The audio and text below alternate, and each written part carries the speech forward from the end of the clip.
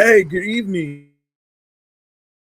Canada, Long Island, aka Strong Island, plus the five spots of Brooklyn, Bronx, Manhattan, Staten Island, and Queens.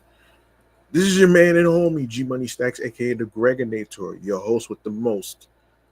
Misunderstood lonely nomad, creator, YouTuber, and Queens, New York native, who is also a New York Mets fan from the neck of the woods of Laurelton, Queens, New York.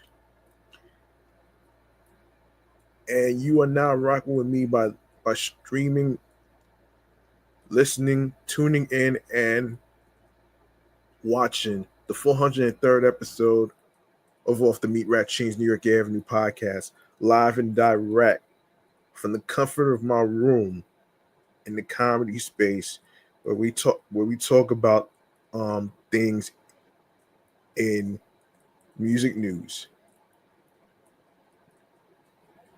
New York City transit, in terms of what's going on with the MTA, behind the scenes, the stories, um, and of course a little bit of TV, a little bit of movie news, a little bit of tech, and a little bit of gaming based on segments.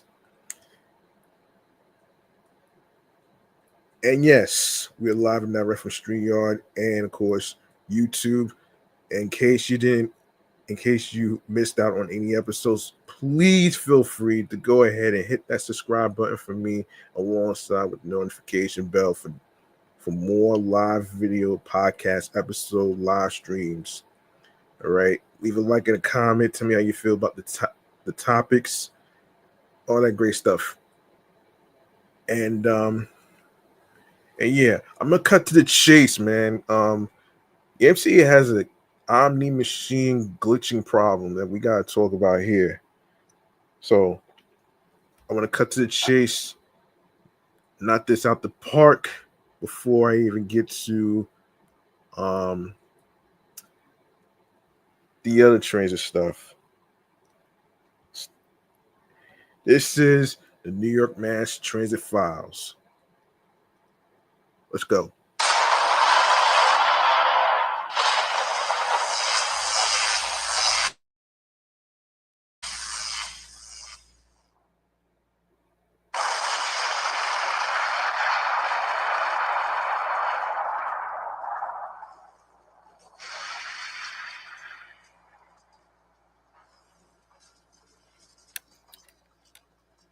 In case anybody's wondering what's going on in the background, that's my air conditioner running right now because lately it has been so hot, very humid, heat wave, all that stuff. We might be having more humid weather, and of course, might be 91 degrees next Wednesday. So just brace yourself. I hope you folks out there had a great 4th of July weekend. I know I have, and I'm also glad that the New York Mets won on the 4th of July, and Saturday's taking 2 out of 3 from the damn Yankees. All right. So, without further ado, let's get into what's going on with the Omni machines and the glitching. All right. So,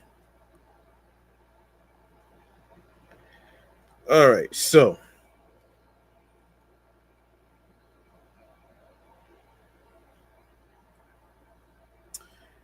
according to AMNY.com, the website, here's what's happening here. Commuters across New York City are voicing frustration over issues with the Omni contactless fare payment. While the system promised a seamless transition from MetroCards, a major software update last month has left strap hangers feeling like they have been taken for a ride. Jeez. That doesn't sound good at all. That is not good.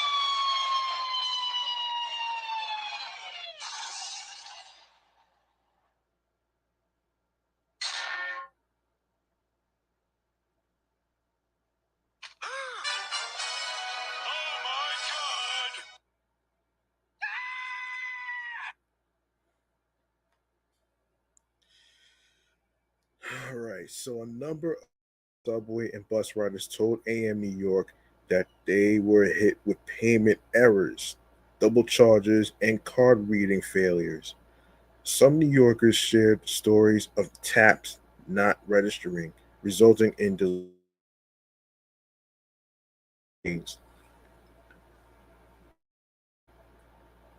Zelarita, St. Louis of the Upper West Side, uses the subways to grab express buses to visit.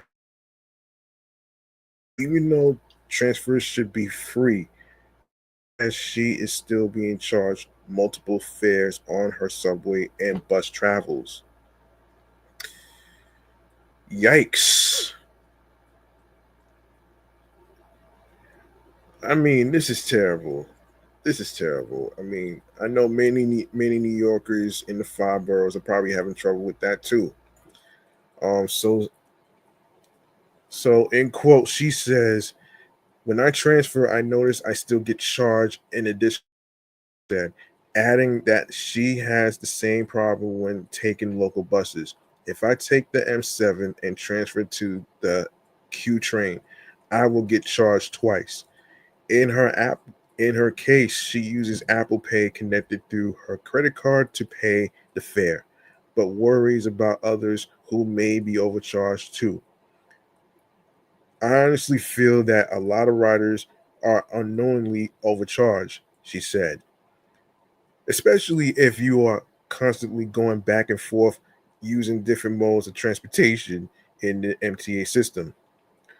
Martha Salesman Gay said it takes a few times to get through a turn or OMNY card at different stations, causing her lots of frustration. Causing her lots of causing her lots of frustration. Sometimes when I am using it to get on the subway, the card gets rejected a few times before I finally get the green go. So frustrating, especially if there are people behind me waiting to get in. I have had it happen on buses too. She added that it takes so much that she might have even missed the trains. So let's see. Let's see.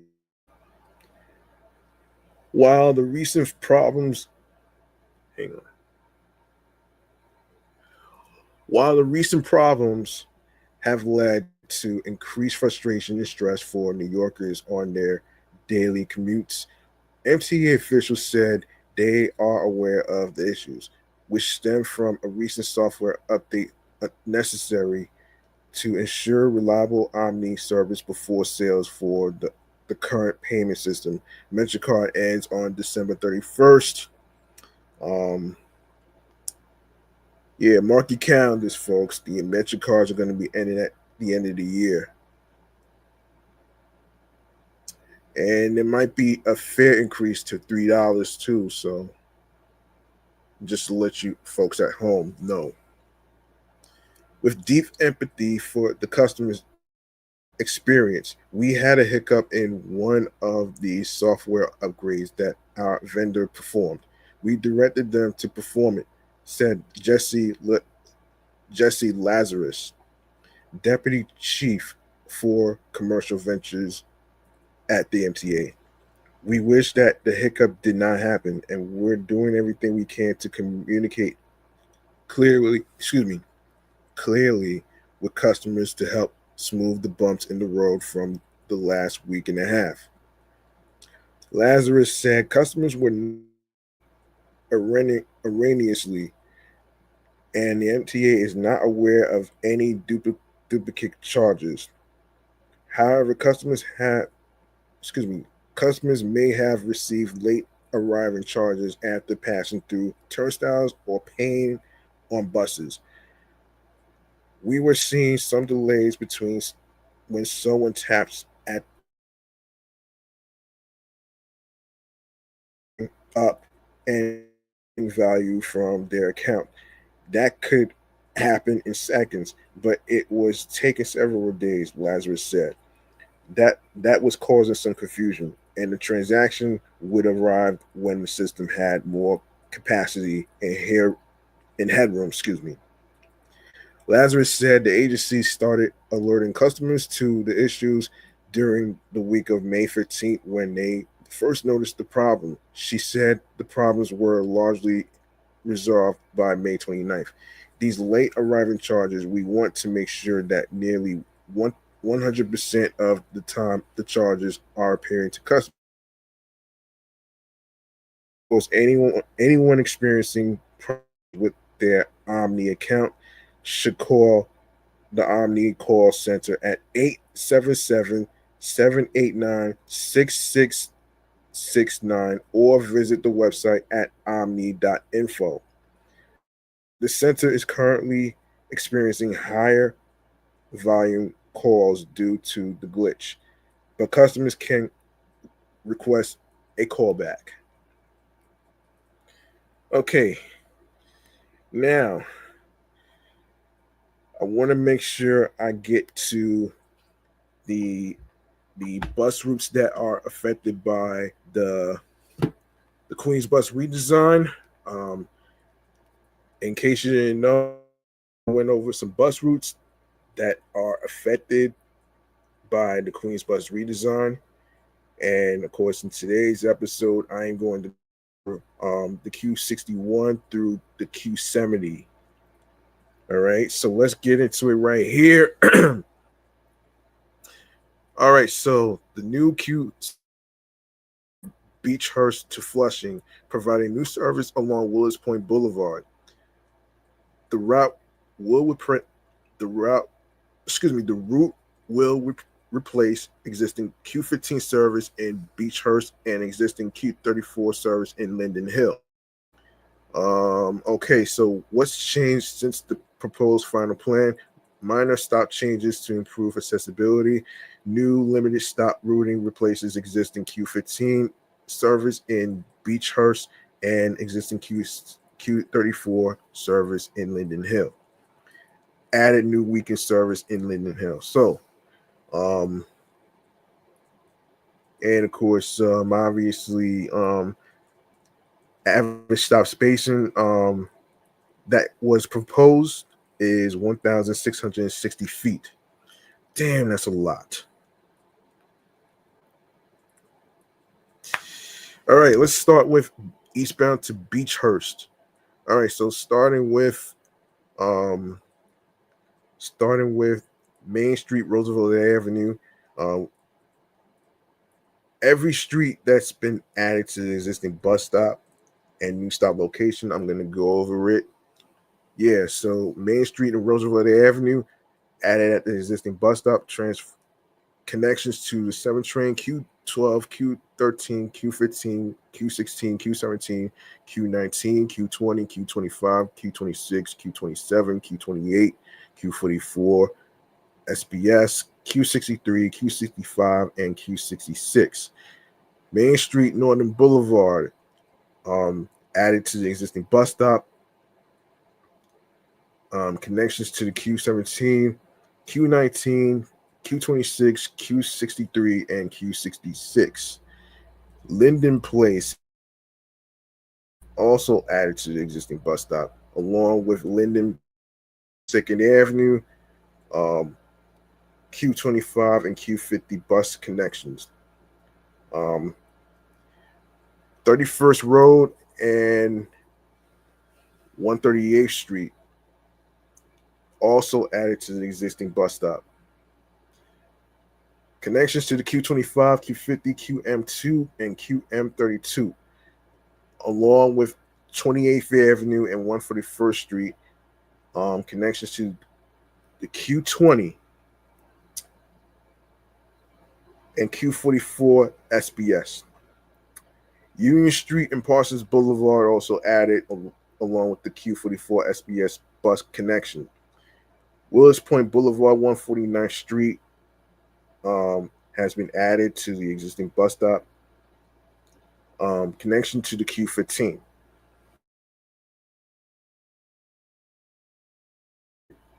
Willis Point Boulevard and 154th Street has been added to the existing bus stop. Francis Lewis Boulevard and Willis Point Boulevard is the new stop location for the QM20 bus connection. Francis Lewis Boulevard and 16th Avenue added to the existing bus stop, along with 154th Street and 14th Cove Boulevard and 157th Street and 166th Street Powers Cove Boulevard connection to the QM2, QM30.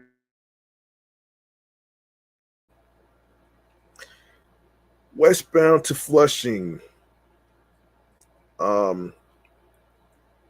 Westbound to Flushing, 166th Street, Powers Cove Boulevard, 159th Street, 154th Street, Powers Cove Boulevard, 154th Street, 14th Avenue, Cross Island Parkway, Clintonville, 17th Avenue.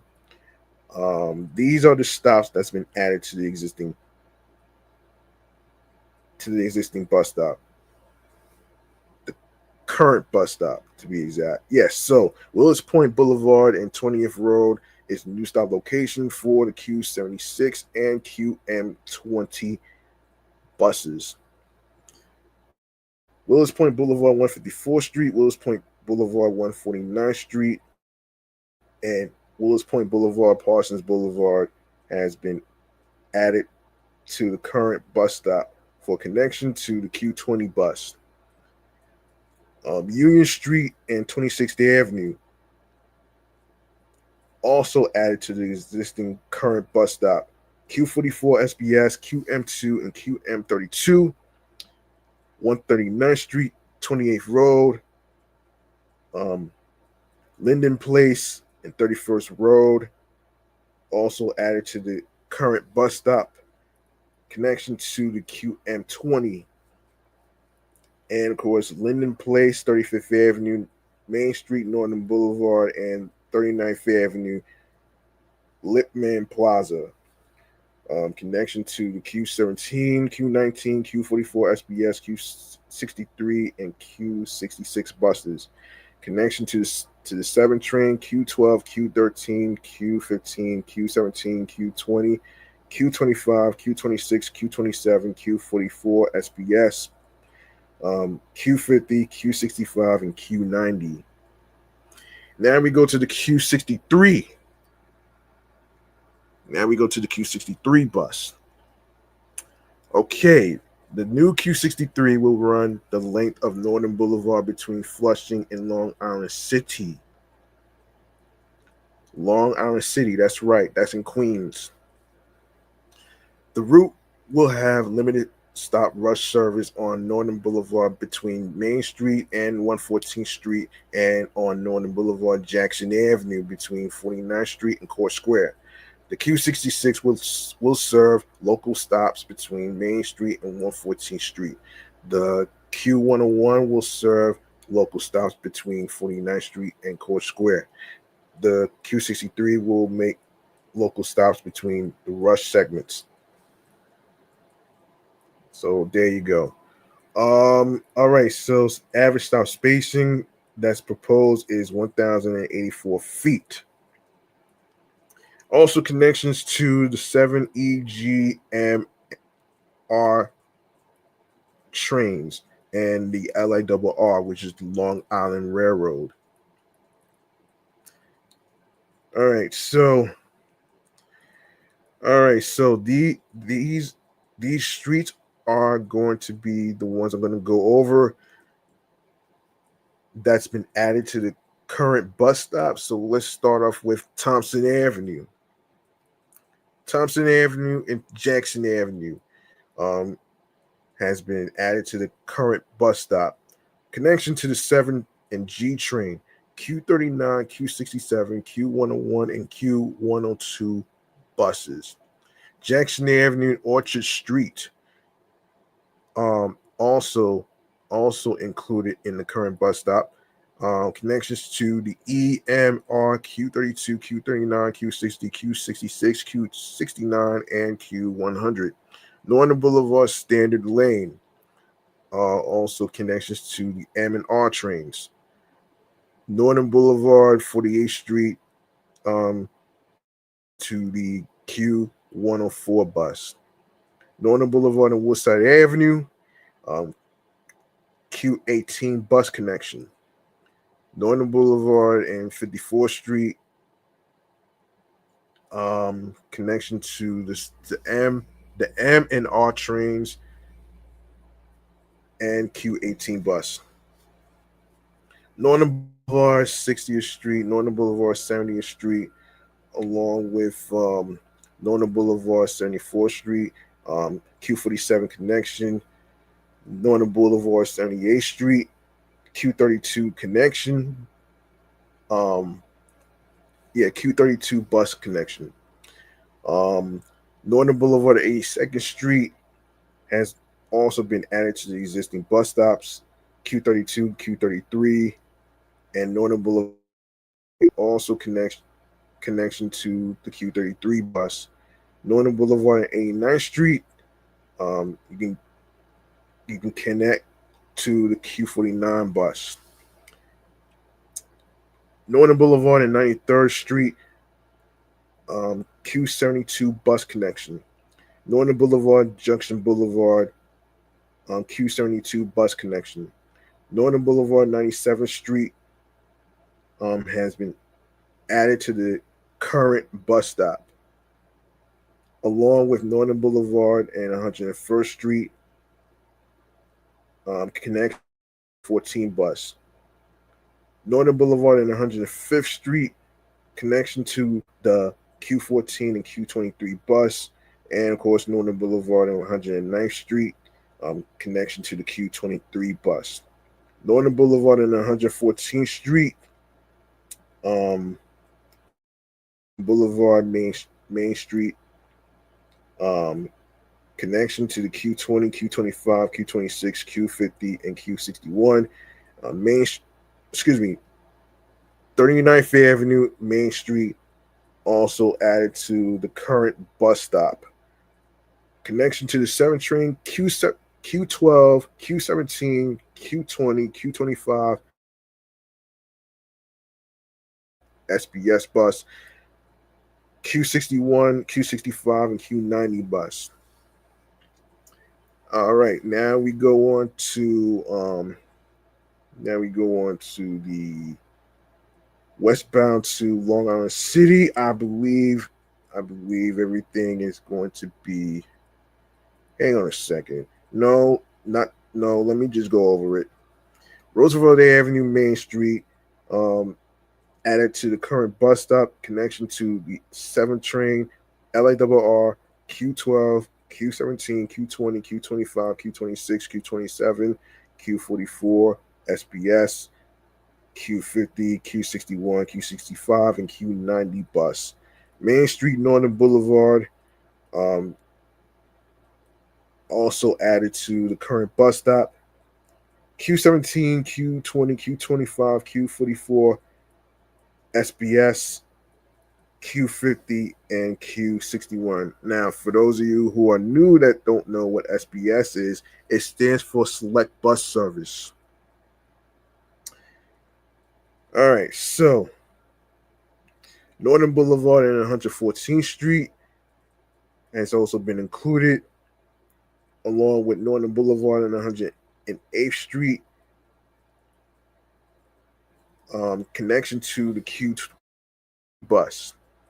Northern Boulevard and 102nd Street, also included with the Q14 bus connection. Northern Boulevard, 98th Street, also added to the current bus stop. Northern Boulevard and Junction Boulevard, connection to the Q72. Northern Boulevard and 92nd Street, connection to the Q49 and Q72 buses.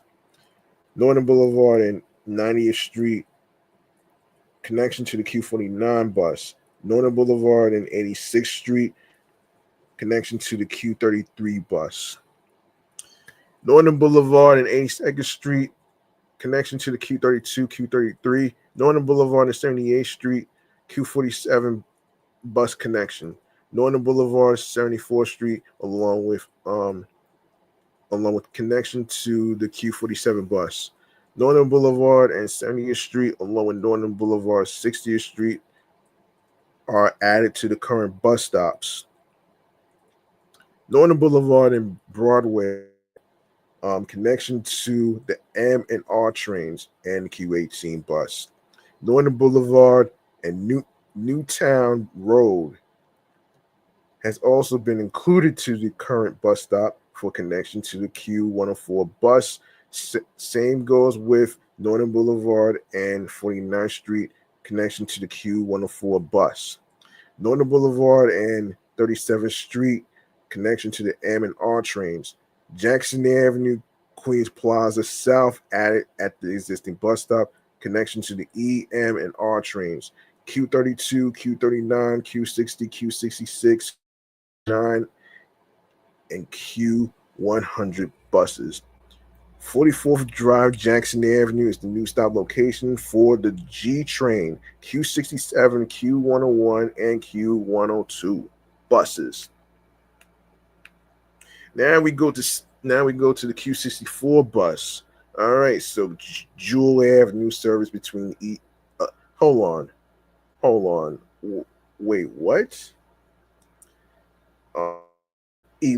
Chester and Forest Hills. Okay.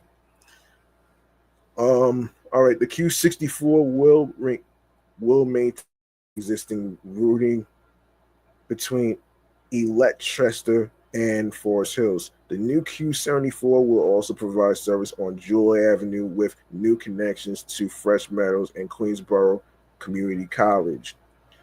So Jewel Avenue will see the same level of service as in the PFP, with some trips shifted to the new Q74. Okay, so you got connections to the E, F, M, and R trains, Q20, Q23, Q25, Q44, SBS, Q60, Q65, and Q74. So the previous was 661 feet. Now it's 1,017 feet. Okay, so now we go over eastbound to Chester, starting with, all right, so this is going to be a mixture of bus stops that are still standing and taking off. All right, so start Boulevard and 70th Road. All right, so that bus stop is still standing to the E, F, M, and R trains. Also connections to the Q23, Q60, Q74, QM4, QM11, QM18, QM44 buses. Jewel Avenue, 108th Street is also still standing, along with connections with the E, F, M, and R trains. Q23, Q60, QM11, QM12, QM18, and QM42 buses. And of course, the bus stop that's removed is by Jewel Avenue and 110th Street. Jewel Avenue, 112th Street, along with Jewel Avenue, Park Drive East, and Jewel Avenue, 136th Street bus stops are still standing and saved. Connection to the Q74 and 44 buses.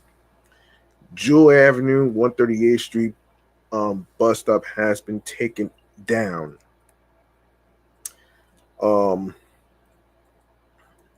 Jewel Avenue and 140th Street, along with Jewel Avenue Main Street bus stops are still standing. Connections to the Q20, Q44, SBS, Q74, QM4, and QM44 buses, and also connection by Jewel Avenue and Main Street for Q20 and Q44 SBS buses. And of course, bus stop. The bus stop that's removed is by Jewel Avenue and 147th Street. Jewel Avenue and 150th Street. That bus stop is still standing. One Jewel Avenue, 152nd Street bus stop is no longer standing. Jewel Avenue and Casino Boulevard, southeast corner, that bus stop is still standing for a connection to the Q25. And Jewel Avenue, Casino Boulevard, mid block bus stop has been taken down. Parsons Boulevard, Jewel Avenue, along with 71st Avenue, Parsons Boulevard, those stops are still saved. Connections to the Q74 and QM4 and QM44 buses. Bus stop that's removed by 71st Avenue and 162nd Street. 71st Avenue and 164th Street, along with Jewel Avenue, 164th Street, bus stops are still standing. Of course, connections to the Q65, Q74, QM4, and QM44 buses. Now, westbound to Forest Hills, of course, Jewel Avenue and 164th Street, along with Jewel Avenue, 161st Street bus stops are still standing, along with Jewel Avenue, Parsons Boulevard, northwest corner. All right, so connections to the Q65, QM4, and QM44 buses, and the Q74 bus. All right, so Jewel Avenue, Parsons Boulevard, mid block, that bus stop is taken down. Jewel Avenue and Casino Boulevard bus stop is still standing for the Q25 bus connection. Bus stop that's by Jewel Avenue, 152nd Street. Jewel Avenue and 150th Street bus stop is still standing. Jewel Avenue, 147th Street bus stop is removed.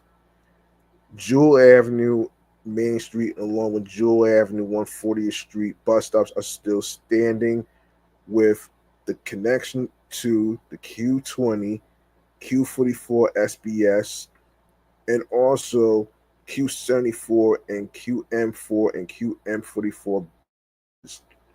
Jewel Avenue and 138th Street bus stop is taken down. Jewel Avenue, 136th Street, Jewel Avenue, Park Drive East, and 69th Road, 112th Street bus stops are still standing. Connection to the Q74, QM4, QM44 buses. And of course, bus stop that is removed is by 69th Road and 108th Street and 69th Road, along with 108th Queens Boulevard. Bus stops are still standing and saved. Connections to the Q23, Q60, QM4, QM11, QM12, QM18, QM42, and QM44 buses. And also, you can the E, F, M, and R trains. Q23, Q60, Q74, QM4, QM11, and QM18, along with the QM44 buses. Now we go to the Q65, where that's the bus that my homegirl usually takes to work. All right, 164th Street service between Flushing and Jamaica Avenue. Flushing and Jamaica, Queens, excuse me. All right, so the Q65 will be shortened to Flushing. In Flushing, the Q65 will be rerouted from 45th Avenue and Bound Street to 162nd Street and Sanford Avenue to replace the Q12 service. Alternative service near Flushing Hospital will be provided by the Q26 and Q27 buses. Q65 service from College Point to Flushing will be discontinued and replaced by the Q26 to improve reliability. Shit. All right, so of course you got connections to the 7E, F, J, and Z trains, LARR, and air train to JFK Airport. Average stop spacing existing 918 feet. That's previous. Proposed is 1,315 feet. All right, let's start off with northbound to Flushing, Suffolk Boulevard, 94th Avenue, along with Jamaica Center Bay D and Parsons Boulevard, Jamaica Avenue. Bus stops are still standing. Connections to the EJZ LARR air train to JFK Airport, Q6, Q8, Q9, Q20, Q30, Q31, Q40, Q41, Q43, Q44, SBS, Q60, and Q75 buses. And connection to the E, J, and Z for the E, J, and Z trains. Also connections to the Q4, Q5, Q6, Q8, Q9, Q20, Q24, Q30, Q31, Q42, Q44 SBS, Q75, Q84, Q85, Q86, Q87, Q89, Q111, Q112, Q113, Q114, and Q115. And of course, E, J, and Z train, Q4, Q5, Q6, Q8, Q9, Q20, Q24, Q30, Q31, Q41, Q42, Q56, Q75, Q83, Q84, Q85, Q86, Q87, Q89, Q110, Q111, Q112, Q113, Q114, Q115, and Q25 buses. And of course, Parsons Boulevard and 89th Avenue bus stop has been taken down. Now, the bus stops that are still standing and saved are Parsons Boulevard, 88th Avenue, 164th Street, Hillside Avenue, 164th Highland Avenue, 164th Street, 85th Avenue, 164th Street, 84th Avenue, 164th Street, 80th, 164th Go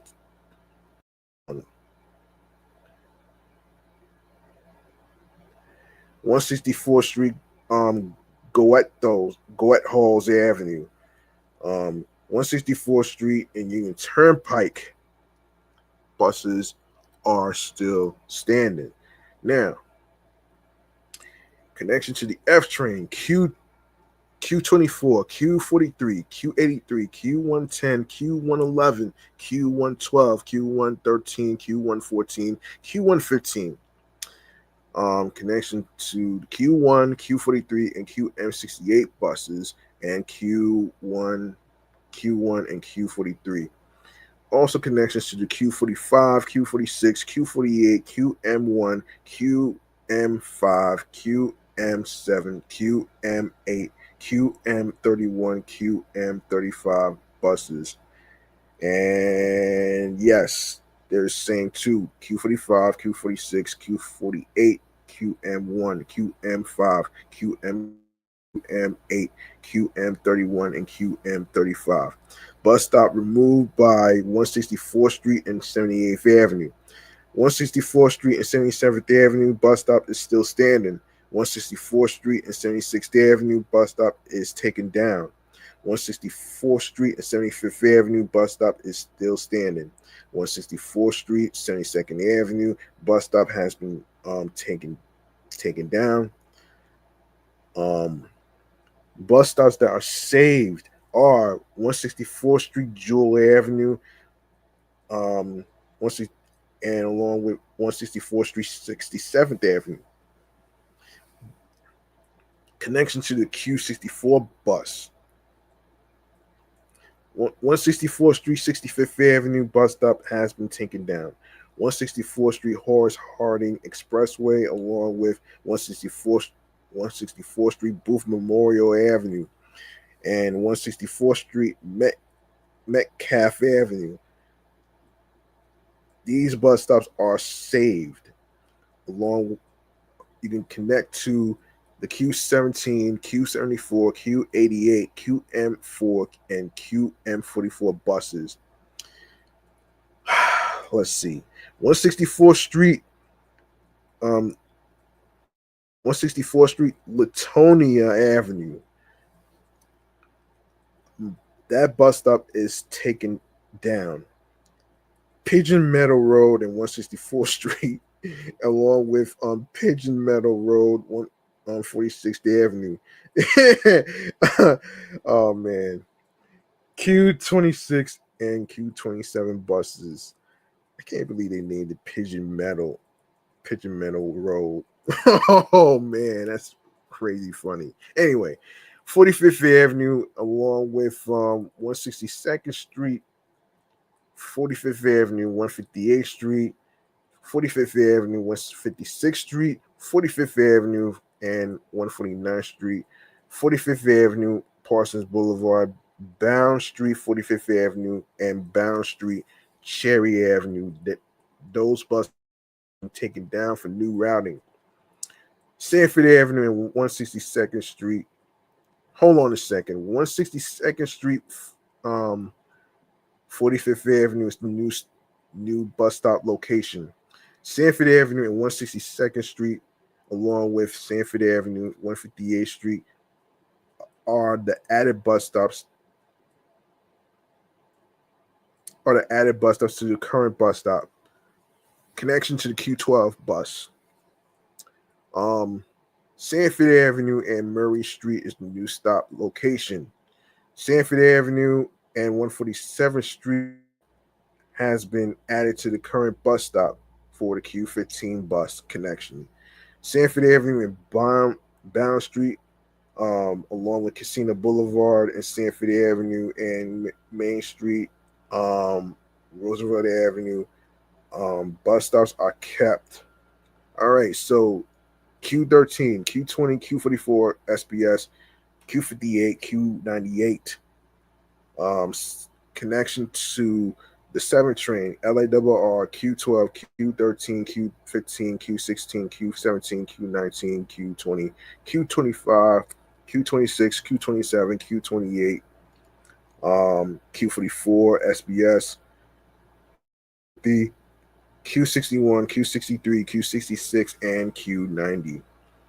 All right, so the bus stops that are removed due to new routing are Main Street, Northern Boulevard, College Point Boulevard, Whitestone Expressway, College Point Boulevard, 31st Avenue, College Point Boulevard, 30th Avenue, College Point Boulevard, 123rd Street, College Point Boulevard, 26th Avenue, College Point Boulevard, 25th Road, College Point Boulevard, 23rd Avenue, College Point Boulevard, 20th Avenue, College Point Boulevard, 18th Avenue, 14th Avenue and College Point Boulevard, 14th Avenue and 119th Street, 14th Avenue and 115th Street, 14th Avenue and 110th Street.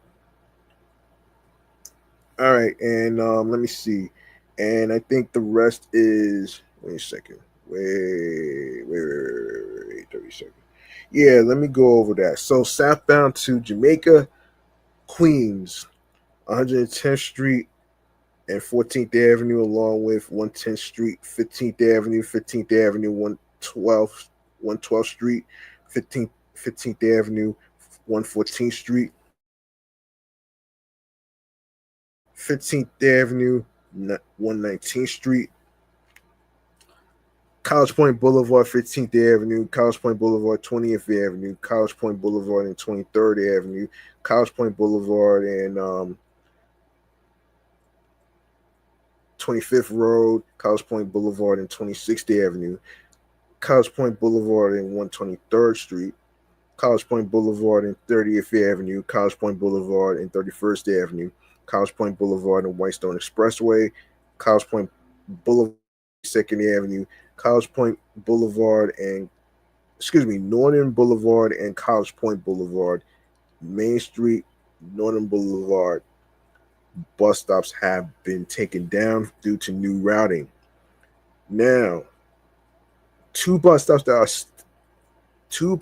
are still standing are Main Street and Roosevelt Avenue, Sanford Avenue, and Casino Boulevard are the ones that are still standing. Connection to the 7 train, Q12, Q13, Q15, Q16, Q17, Q19, Q20, Q25, Q26, Q27, Q28, Q44 SBS, Q63, Q65, and Q66 buses, and of course Q17 and Q25. Now, bus stops that are removed due to new routing are Bound Street, Sanford Avenue, Bound Street, Beach Avenue, 45th Avenue, Bound Street, 45th Avenue, Parsons Boulevard, 45th Avenue, 149th Street, 45th Avenue, 156th Street, 45th Avenue, 158th Street, 45th Avenue, 162nd Street, and of course Sanford Avenue, Bound Street, Sanford Avenue, 147th Street, Sanford Avenue, Murray Street. Hold on.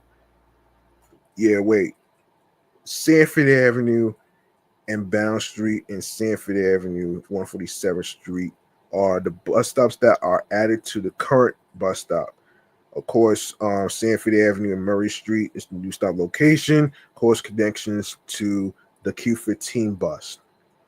Sanford Avenue and 158th Street has been added to the current bus stop. 162nd Street, Sanford Avenue, along with 162nd Street, 45th Avenue, is the new stop location. Connection to the Q12 and Q13. Pigeon Meadow Road and 162nd Street bus stop is kept for the Q26 and Q27 bus connections. And the bus stop that's removed is by Pigeon Meadow Road and Laburnum Avenue. 164th Street, Oak Avenue, along with 164th Street, Metcalf Avenue, 164th Street, Booth Memorial Avenue bus stops are still standing. 164th Street, 59th Avenue bus stop has been taken down. 164th Street, Horace Harding Expressway bus stop has been taken down for the Q17, Q and Q88 buses. 164th Street and 65th Avenue bus stop has been taken down. 164th Street and 67th Avenue, along with 164th Street, Jewel Avenue bus stop has been taken down. Excuse me. They're kept. Sorry. They're kept. Sorry. The bus stops are still standing. Connection to the QM4 and QM44, Q64, Q74, and QM44.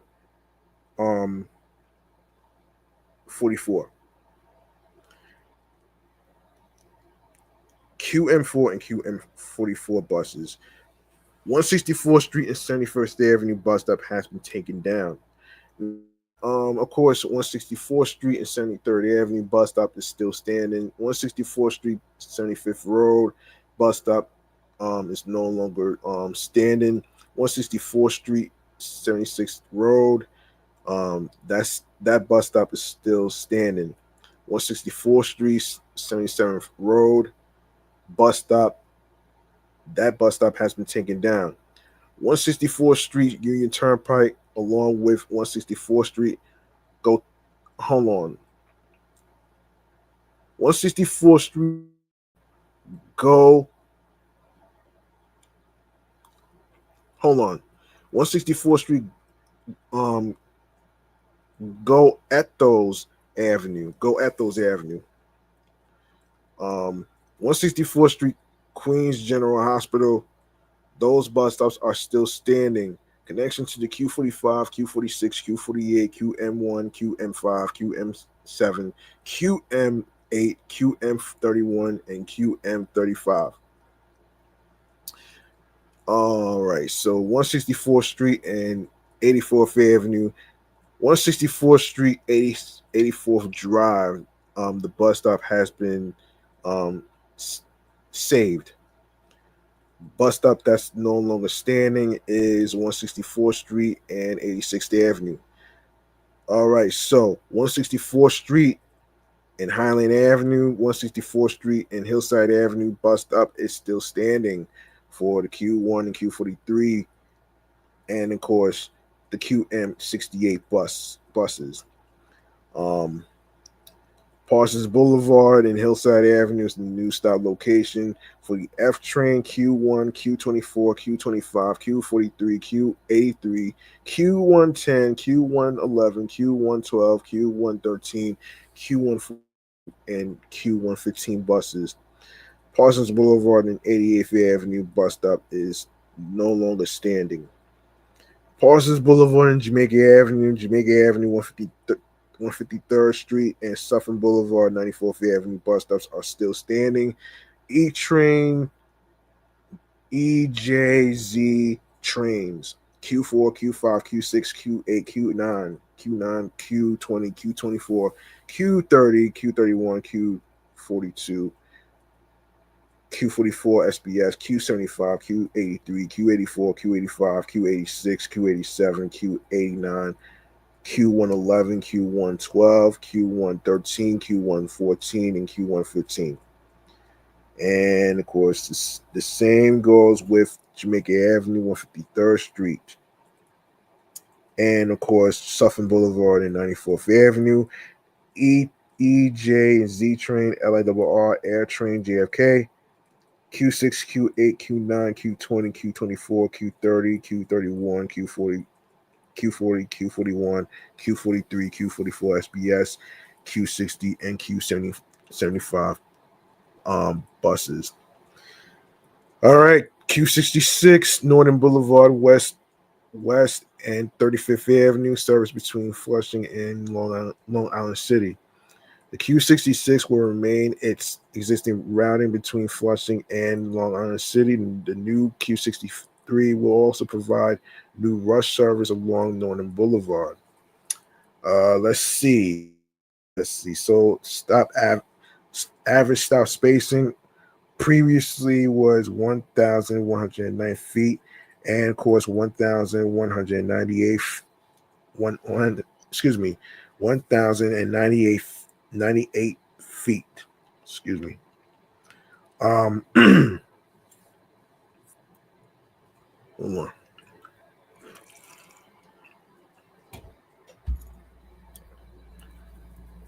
All right.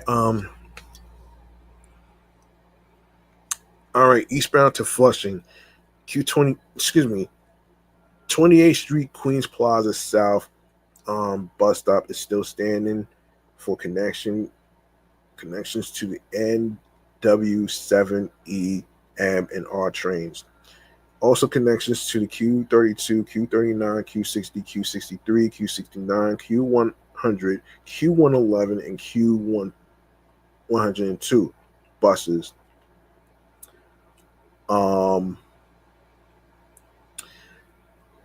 23rd Street and Queens Plaza South has been added to the existing current bus stop. Of course, connection to the N and W7 trains. B62 and Q103 buses. And 21st Street, Queens Plaza North, along with 21st Street, 41st Avenue, and 21st Street and 38th Avenue.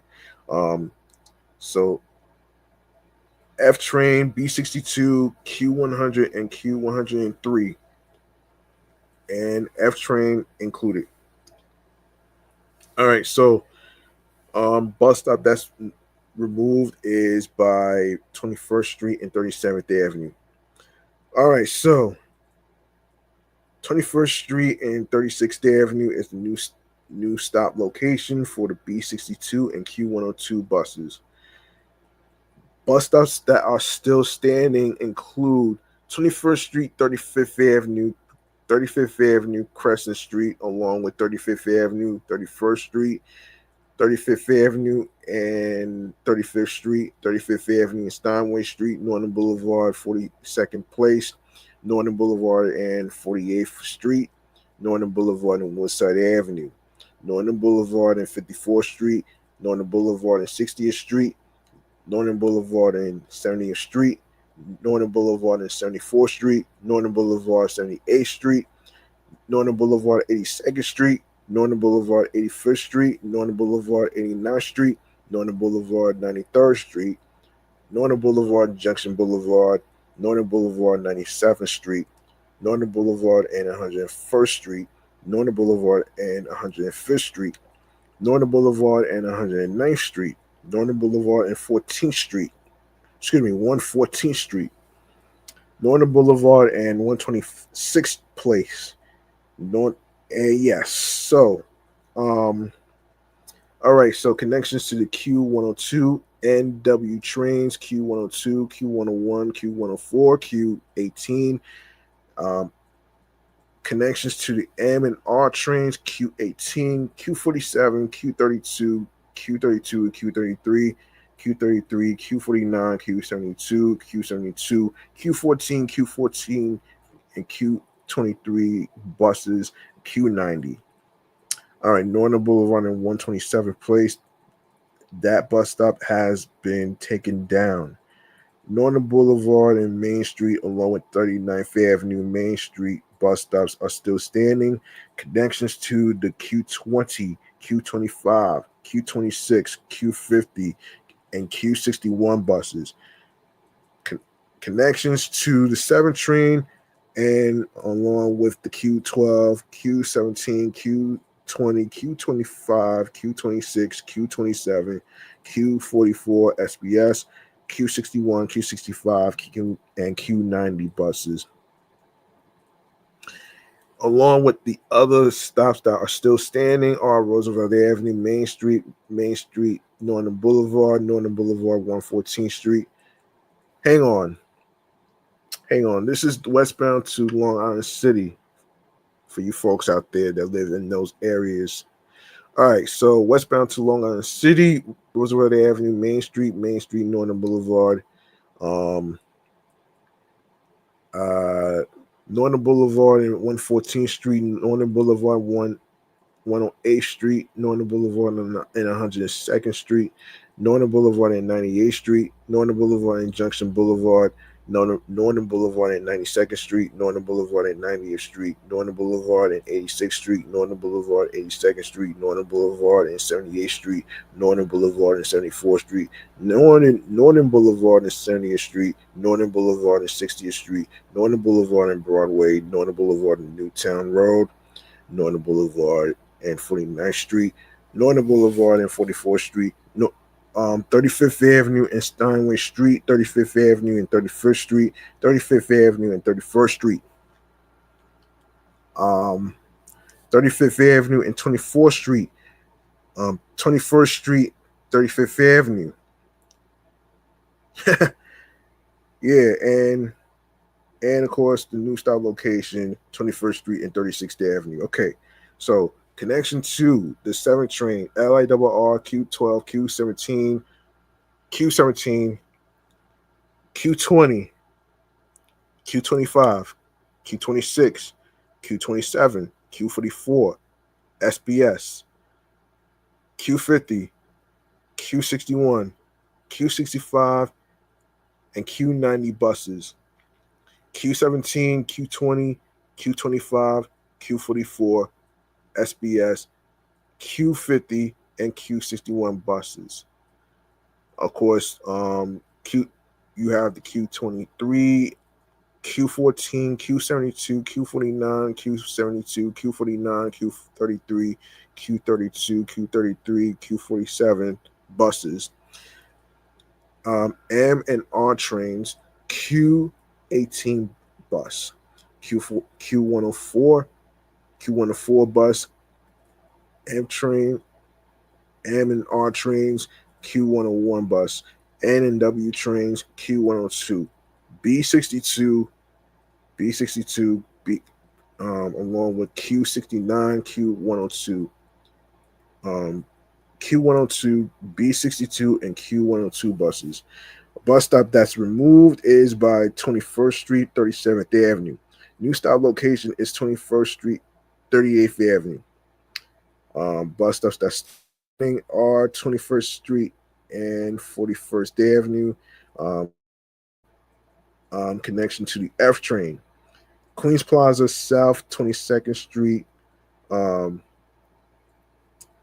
Bus stop that is still standing for connection to the B62 and Q103 buses. Queens Plaza South 24th Street bus stop has been taken down. Queens Plaza South and 27th Street has been added to the current bus stop for connections to the NW7E, M, and R trains.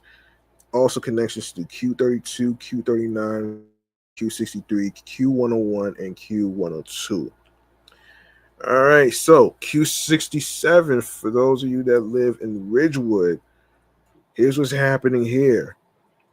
The Q67 will remain its existing routing, but will terminate at Court Square instead of Queens Plaza to improve reliability. Jeez. All right, so the average stop spacing previously was 850 feet. Now it's 1,244 feet. Crazy, huh? All right, so let's get into eastbound to Ridgewood. So the bus stops that are removed due to new routing are 28th Street, Queens Plaza South, Jackson Avenue, 42nd Road, Jackson Avenue, 43rd Avenue, 44th Drive, Hunter Street, 44th Drive, and 23rd Street. And added to the current bus stop is 45th Avenue, Jackson Avenue, and 23rd Street. Connections to 7 and G trains, plus Q39, Q63, Q101, and Q102 buses. Now, you also have connections to the 7 train, E train, M train, and G trains. Plus, you have connections to the B32, Q63, and Q102 buses. Now, bus stops that are removed due to new routing are 21st Street and 44th Drive, 21st Street and 45th Road, 21st Street and Jackson Avenue, along with 49th Avenue, 21st Street, and 49th Avenue, 21st Street bus stops are still standing for connections to G train and B32, B62, and Q101 buses, 7 train, G train, LIRR. Also connections to the B62 and Q101 buses. Q101 buses, yes. LIRR, yes, that's included. Bus stop that is taken down is by 49th Avenue and 27th Street. 27th Street and Borden Avenue. That stop is still saved. Bus stop that's not saved is by Borden Avenue and Review Avenue. Borden Avenue and Van Dam Street, along with Borden Avenue, Greenpoint Avenue, 54th Avenue, 43rd Street, 53rd Avenue and 48th Street, 55th Avenue and 48th Street. Bus stops are still saved. Connections to the B24 bus, 55th Avenue and 50th Street, along with 55th Avenue and 58th Street. Bus stops have been taken down to quote unquote speed and reliability. 58th Street and Borden Avenue, along with Maurice Avenue, Queens, Midtown Expressway, 53rd Drive, and 63rd Street, 65th Place, and 53rd Drive. Bus stops are still standing. Hamilton Place and J Avenue bus stop has been taken down. Queens Midtown Expressway and Hamilton Place bus stop is still standing for the Q58 and Q59 and Q98 buses. Bus stop removed. Yeah. Bus stop removed is by Queens Midtown Expressway, Grand Avenue. 59th Street, 58th Avenue bus stop is still standing for the Q58, Q59, and Q98 buses. 69th Street, Caldwell Avenue bus stop has been taken down. 69th Street and 59th Drive bus stop has been saved. 69th Street and 60th Road bus stop has been taken down. 69th Street and Elliott Avenue bus stop is still standing. Connections to the Q14, QM24, and QM25 and QM34 buses. Bus stop removed by 69th Street and 61st Drive. Bus stops still standing are 69th Street and 62nd Road and 6th Street, Juniper Valley Road still standing. 69th Street Metropolitan Avenue bus stop has been taken down. Metropolitan Avenue, 69th Street has been added to the existing bus stop for the Q54 bus. Metropolitan Avenue Metro Rail, Metro bus stop has been taken to consideration to be saved. Still standing. Connection to the M train. Metropolitan Avenue and Mount Olivet Crescent. That bus stop is still saved. Metropolitan Avenue and 65th Street along Metropolitan Avenue, 62nd Street bus stop has been taken down for speed and reliability. Metropolitan Avenue and Fresh Pond Road, that bus stop is still standing for the Q14, Q39, Q58, Q98, QM24, QM25, and QM34. Westbound to Long Island City. Admiral? Yes. Yes. I just said that. Metropolitan Avenue, Fresh Pond Road. I just said that. Yeah, I just said that right there. I just said Queen. Q58, Q98, QM24, QM25, and QM34. Metropolitan Avenue and Admiral Avenue bus stop has been taken down.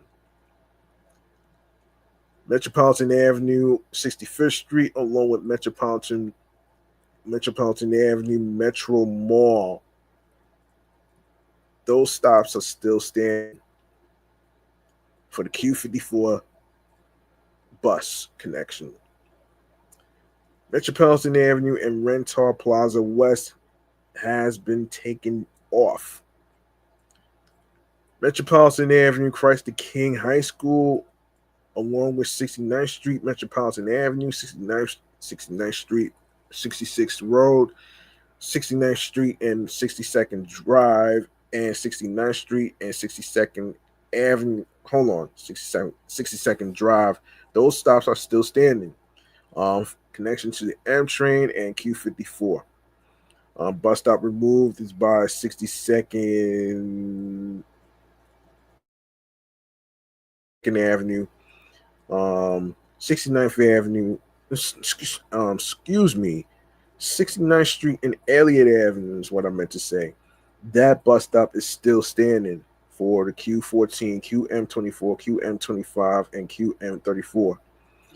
69th Street and 60th Road, that bus stop is still standing. Excuse me, no longer standing. 69th Street and 59th Drive, that bus stop is still standing. 69th Street, um, Caldwell Avenue, that stop is removed. 69th Street and Queens Midtown Expressway, that bus stop is still standing for the Q18, Q58, Q59, and Q98 buses. Queens Midtown Expressway, Grand Avenue bus stop, that stop has been taken off. Borden Avenue, Hall Avenue bus stop is still standing for the Q58 and Q59 and Q98 buses. 65th Place, J Avenue bus stop taken off. Clarence Center, kept. 53rd Drive and 64th Street bus stop removed. 53rd Drive, 62nd Avenue bus stop is kept. Maurice Avenue and 54th Avenue bus stop has been taken off. Maurice Avenue and Queens Midtown Expressway, along with 58th Street and Borden Avenue bus stop has been saved. 55th Avenue and 50th Street bus stop has been taken down. 48th Street and 55th Avenue bus stop has been saved. 48th Street, 54th Avenue bus stop has been taken off. Bus stop still standing is by 48th Street and 47th Street. Brooklyn Queens Expressway, 47th Street bus stop is still standing for the Q39 bus. Brooklyn Queens Expressway, 45th Street bus stop has been taken off. Borden Avenue and 43rd Street bus stop is still standing for the B24. All right. Okay, so Borden Avenue and along with 41st Street bus stop taken down. Avenue and 39th Place bus stop still standing for the B24 bus. Borden Avenue and 38th Street bus stop has been removed. Borden Avenue, Van Dam Street bus stops are still standing. Connection to the B24 bus. Borden Avenue and Avenue bus stops are still no, those bus stops are still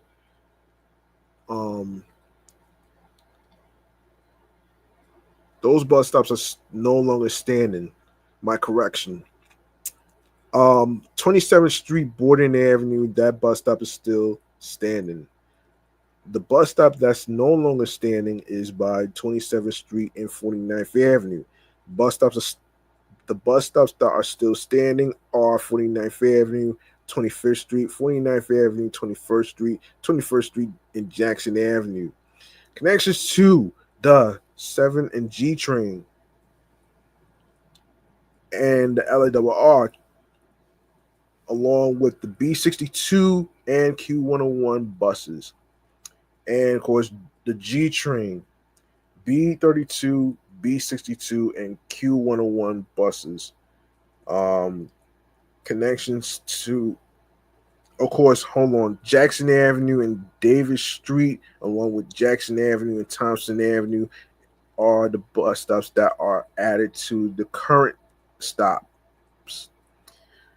Connections to the 7 and G train, Q63 and Q102 buses. 7 train and G train, Q39, Q63, Q101, and Q102 buses. And of course, bus stops that are removed due to new routing are 21st Street, 46th Street, 44th Drive, 21st Street, 44th Drive, 23rd Street, 44th Drive, Jackson Avenue, and Dutch Kill Street, 28th Street, Queens Plaza South. Are the stops that's been removed due to new routing. 69 Q69 East Island City, okay? The Q69 will mostly maintain its existing routing, but will terminate near Queens Plaza instead of Court Square to improve reliability. Damn. Average stop spacing previously was 728, now is 1,000 feet. Damn.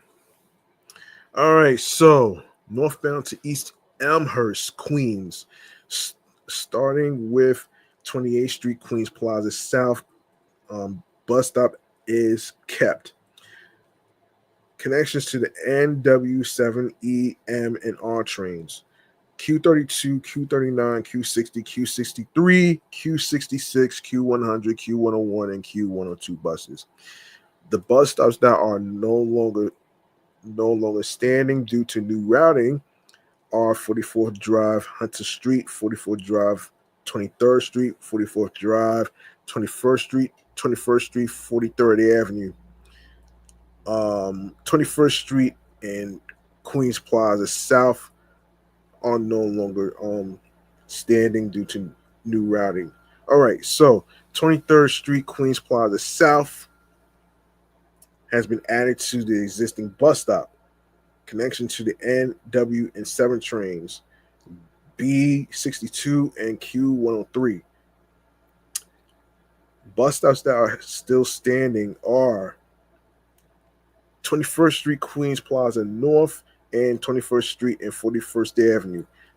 Connections to the F train, B62, Q100, and Q103 buses. Now, the bus stop that's removed is by 21st Street and 40th Avenue. 21st Street and 38th Avenue is new location. 21st Street and 37th Avenue bus stop has been taken off. The new stop location is by 21st Street and 36th Avenue. Bus stops that are still standing are 21st Street, 35th Avenue, 21st Street, 34th Avenue, 21st Street, Broadway.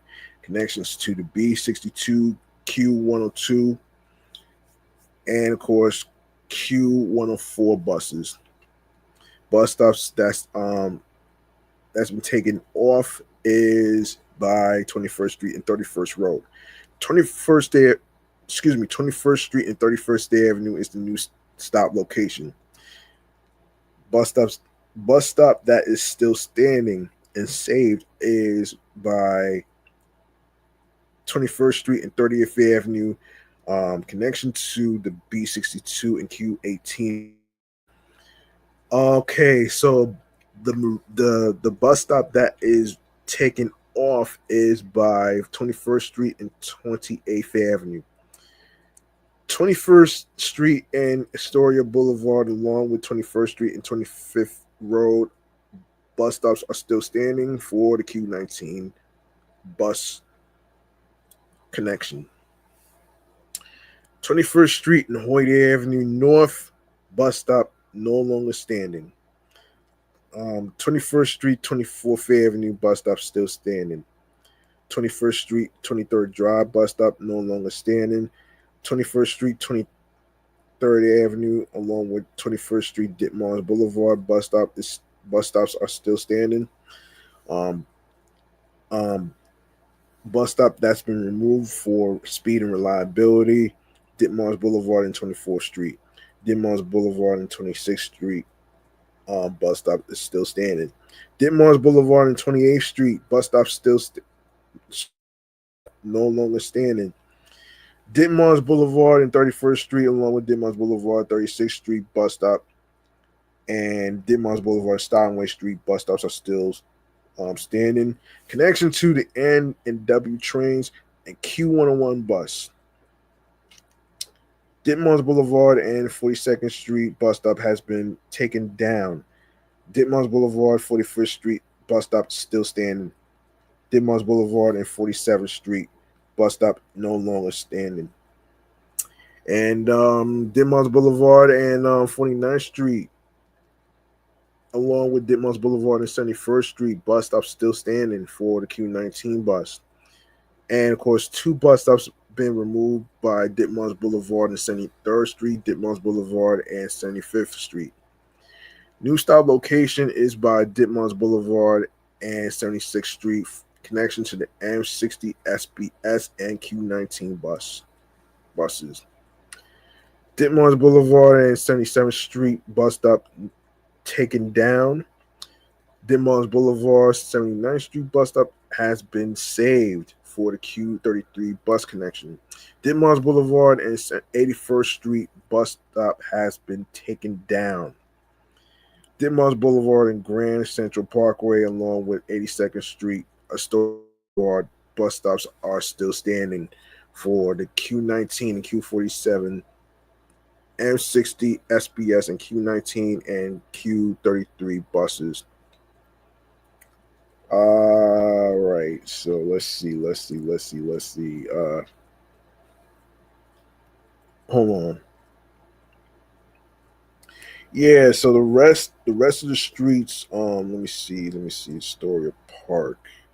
Oh, wait.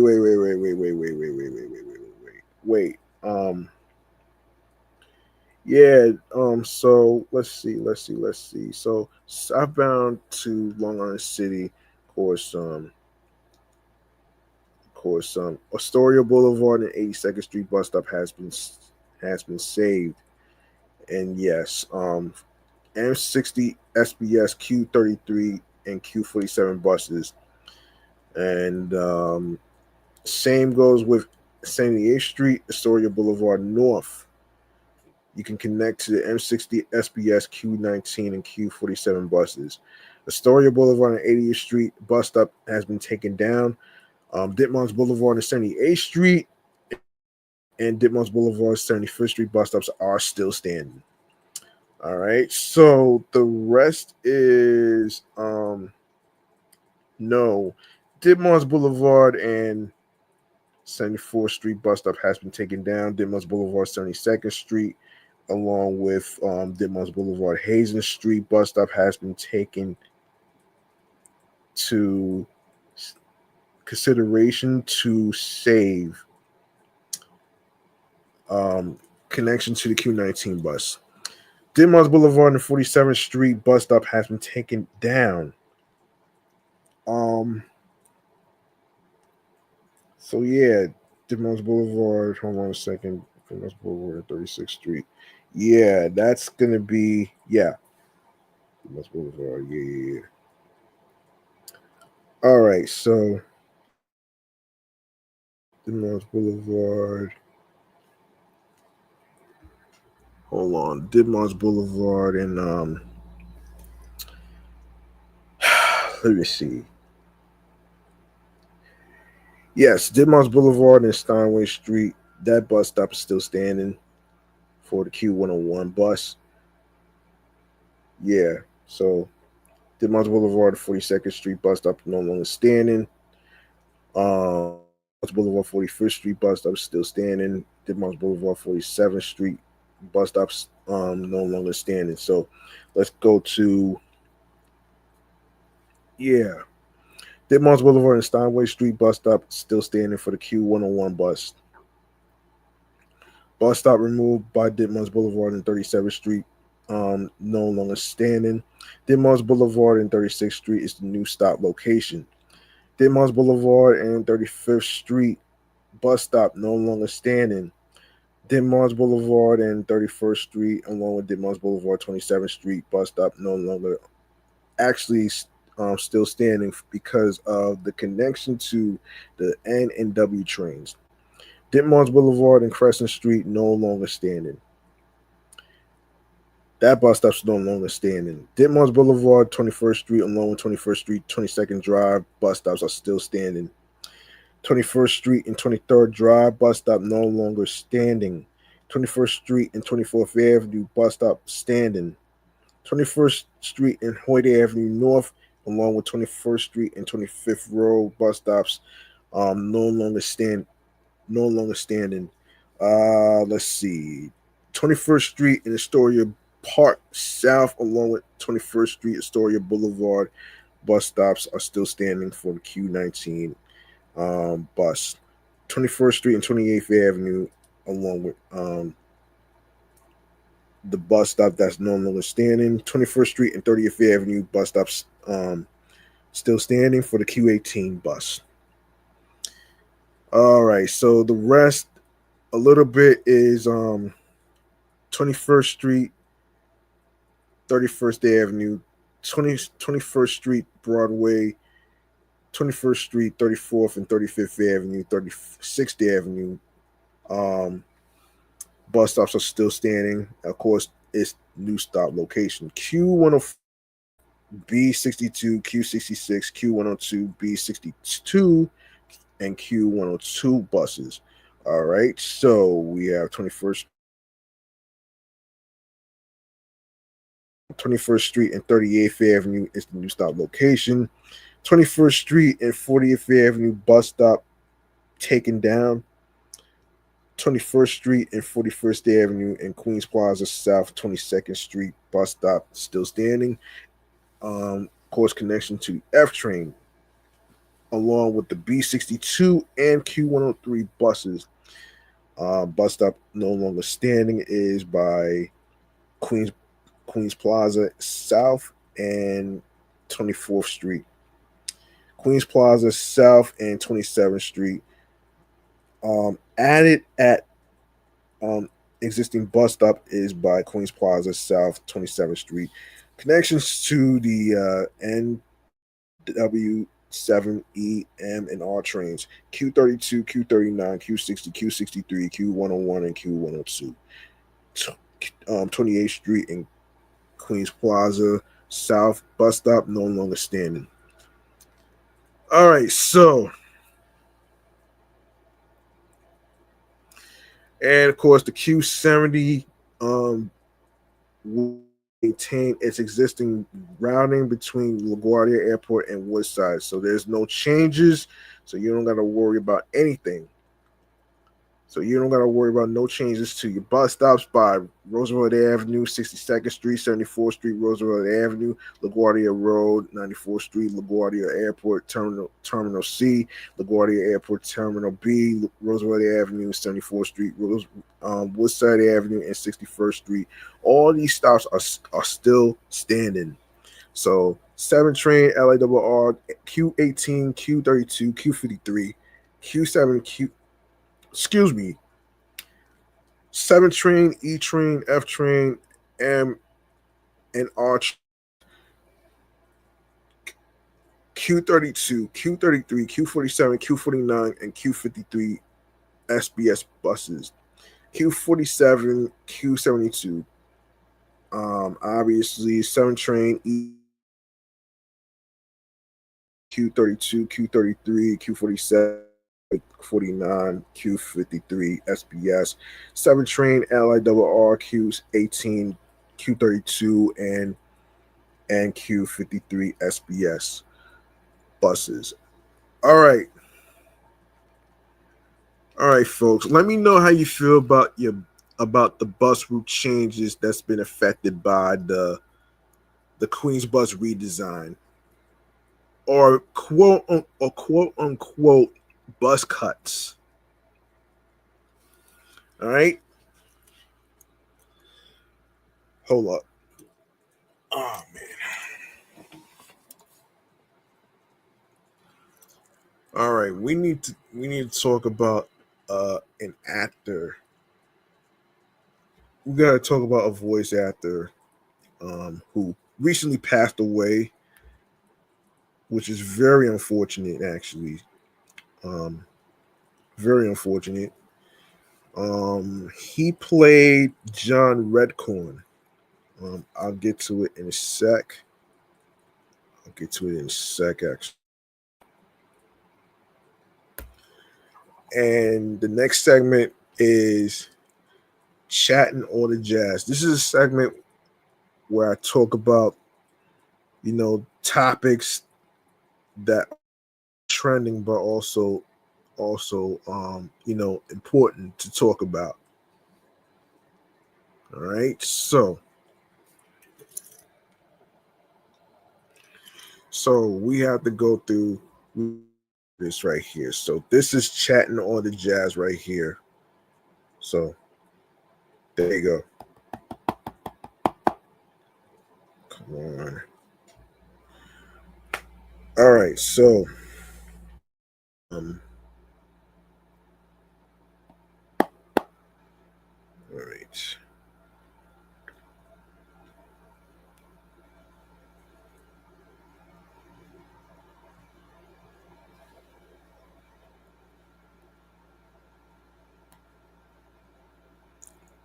Here we go.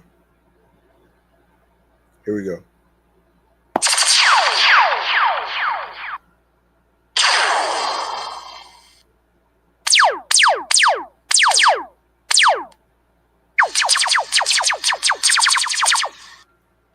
All right. Unfortunately, we have a passing of an actor who played John Redcorn. His name is Jonathan Ross. He is an actor on King of the Hill who died in a shooting on Sunday. San Antonio police confirmed to Variety he was 59 years old. Damn. Damn. That shit sucks, man. That shit really sucks. um, that shit really sucks though, man. You know what I mean?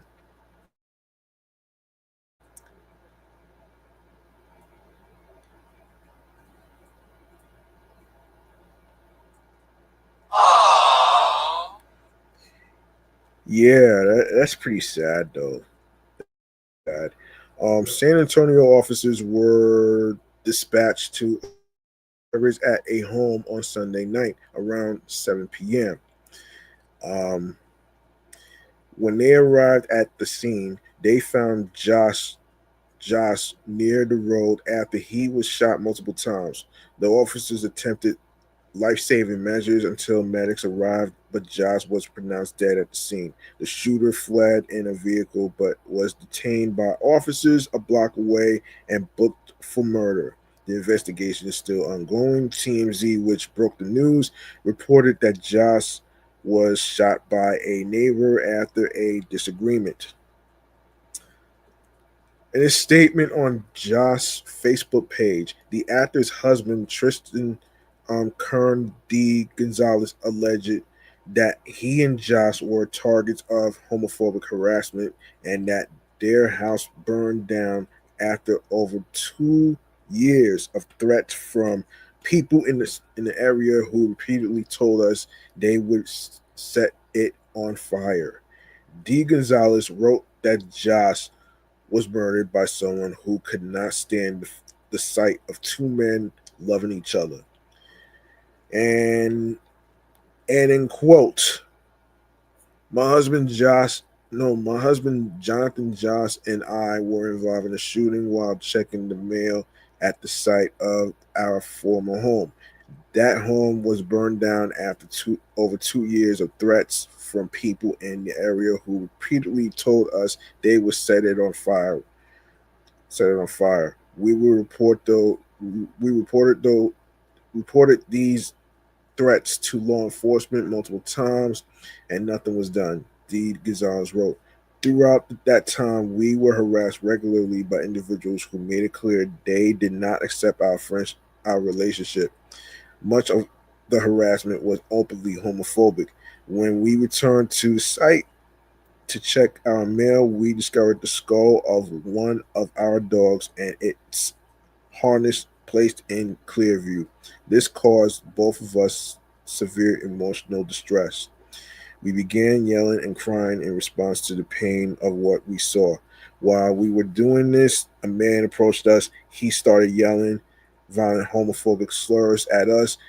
He then raised a gun from his lap and fired.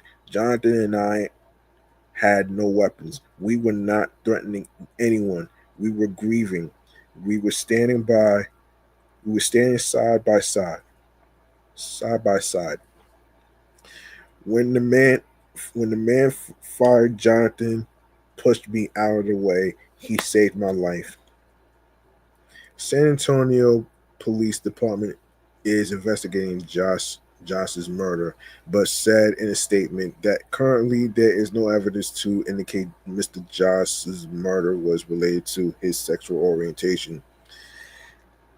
Josh voiced John Redcorn for 2 seasons through season 13 of King of, and already recorded lines for the upcoming revival of the popular animated series. He'll be seen in episode 2 of the show's upcoming season 14, and possibly more episodes beyond that. Wow.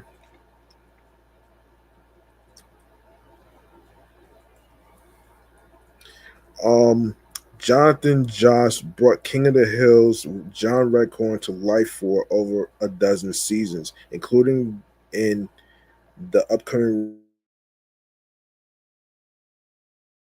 Greg Daniels and Saladin Patterson in a joint statement. His voice will be missed at King of the Hill, and we extend our deepest condolences to Jonathan's friends and family. Joss was most recently seen in public on Friday during a King of the Hill reunion revival panel at the ATX Television Festival in Austin. That's in Texas, folks. Midway through the panel, as producers Judge and Daniels discussed the death of original star and writer Johnny Hardrick, Joss approached an audience microphone unannounced and mentioned Hardrick before expressing displeasure at not being invited on stage. He also told the crowd he had recently lost his home in San Antonio to a fire. After a few moments, he returned to his seat and the panel resumed. King of the Hill was created by Judge and Daniels in 1997 on Fox. It ran until 2009 and aired more than 250 episodes. More than a decade later, a revival of the show is set to premiere on Hulu on August 4th. It was revealed last week. Joss also had a recurring role in Parks and Recreation as Chief Ken Hotate and appeared in films and shows like Tulsa King, Ray Donovan, True Grit, The Magnificent Seven, and more. All right, man. SIP to Josh to Jonathan Joss. Um, yeah, crazy. I actually rest somewhere that that that there is a character, um a new character for the King of the Hill revival that's been replaced. Let me see. Let me look this up right now for King of the Hill. Yeah.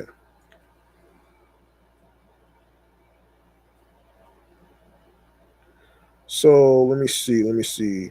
Well, no entirely new characters have been announced.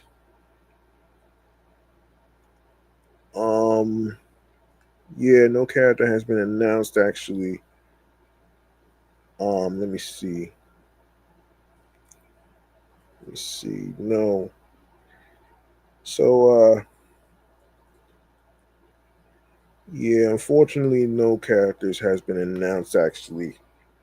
So um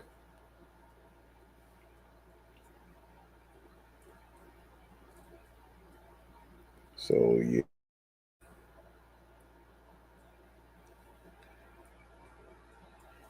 Wait, hold on a second here. Hold on 1 second. Okay. Wait a minute here. Wait a minute. Wait a minute. I hold on a minute here. There is wait a second. Wait, wait a minute. Chain hold on a second. Chain Wasana song. What? You know what? You know what? I'm gonna get back. I'm gonna get back to this topic in a different in a separate episode. Um, I want to get to I want to get to what is it? I want to get to the whole shit with Paramount, man. I want to actually get to this right there, man. The whole thing with fucking Paramount, man. This is getting crazy. The whole thing the whole thing with Paramount, I want to actually get to it though, man. So let's get into it right there. Um so all right, here's what's happening here, man. Here's what's happening here. This is getting crazier and crazier. So what's happening is, um, according to Deadline, oh man, Paramount Global says its settlement. Hang on a second. No thanks. Okay, Paramount Global says its settlement with Donald Trump, aka Cheeseface 47. Yeah, I'm just gonna say Cheeseface 47. In his lawsuit against CBS News does not include an extra amount for public service announcements airing across Paramount networks, contrary to some news reports or media speculation. Paramount's settlement with Cheeseface President 47 does not include PSAs or anything related to PSAs. The company said in statements Wednesday, Paramount has no knowledge of any promises or commitments made to Cheeseface President 47, um, other than those set forth in the settlement proposed by the mediator and accepted by the parties. The material terms of the settlement agreement in principle are those disclosed by us yesterday. The settlement announced at close to midnight Tuesday on the East Coast clears a path for the media company's long delayed merger with Sky Dance Media. Paramount's $16 billion payment to President 47 will go towards his presidential library and legal fees. Um, Fox Business pundit Charlie um, Gasparino tweeted Wednesday morning that the PSA commitments added an additional $14 million to the total payout. Oh, jeez. This is crazy. This is so crazy. This is crazy and fucking frivolous, man, right there. Crazy and fucking frivolous, right there. A ridiculous lawsuit, you know. Anyway, let's see. Let me see this. This is um. Oh boy. Um. Yeah. So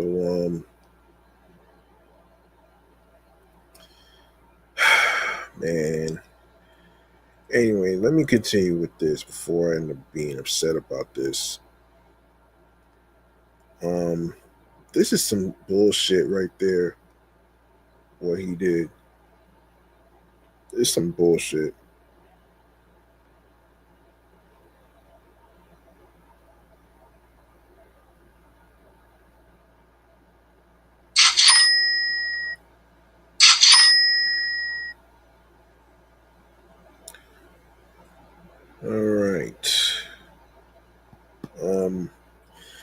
Let me continue with this. Come on.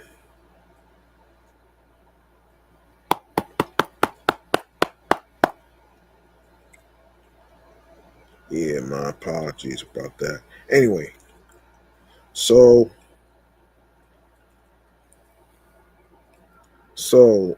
multiple sources familiar with the mediation process told Deadline there was no formal agreement for an extra payment for the PSAs.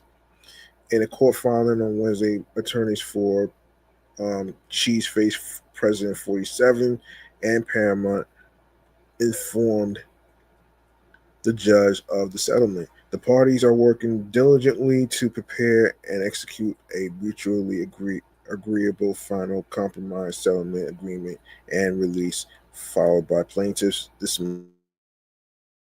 prejudice, they said in the joint filing.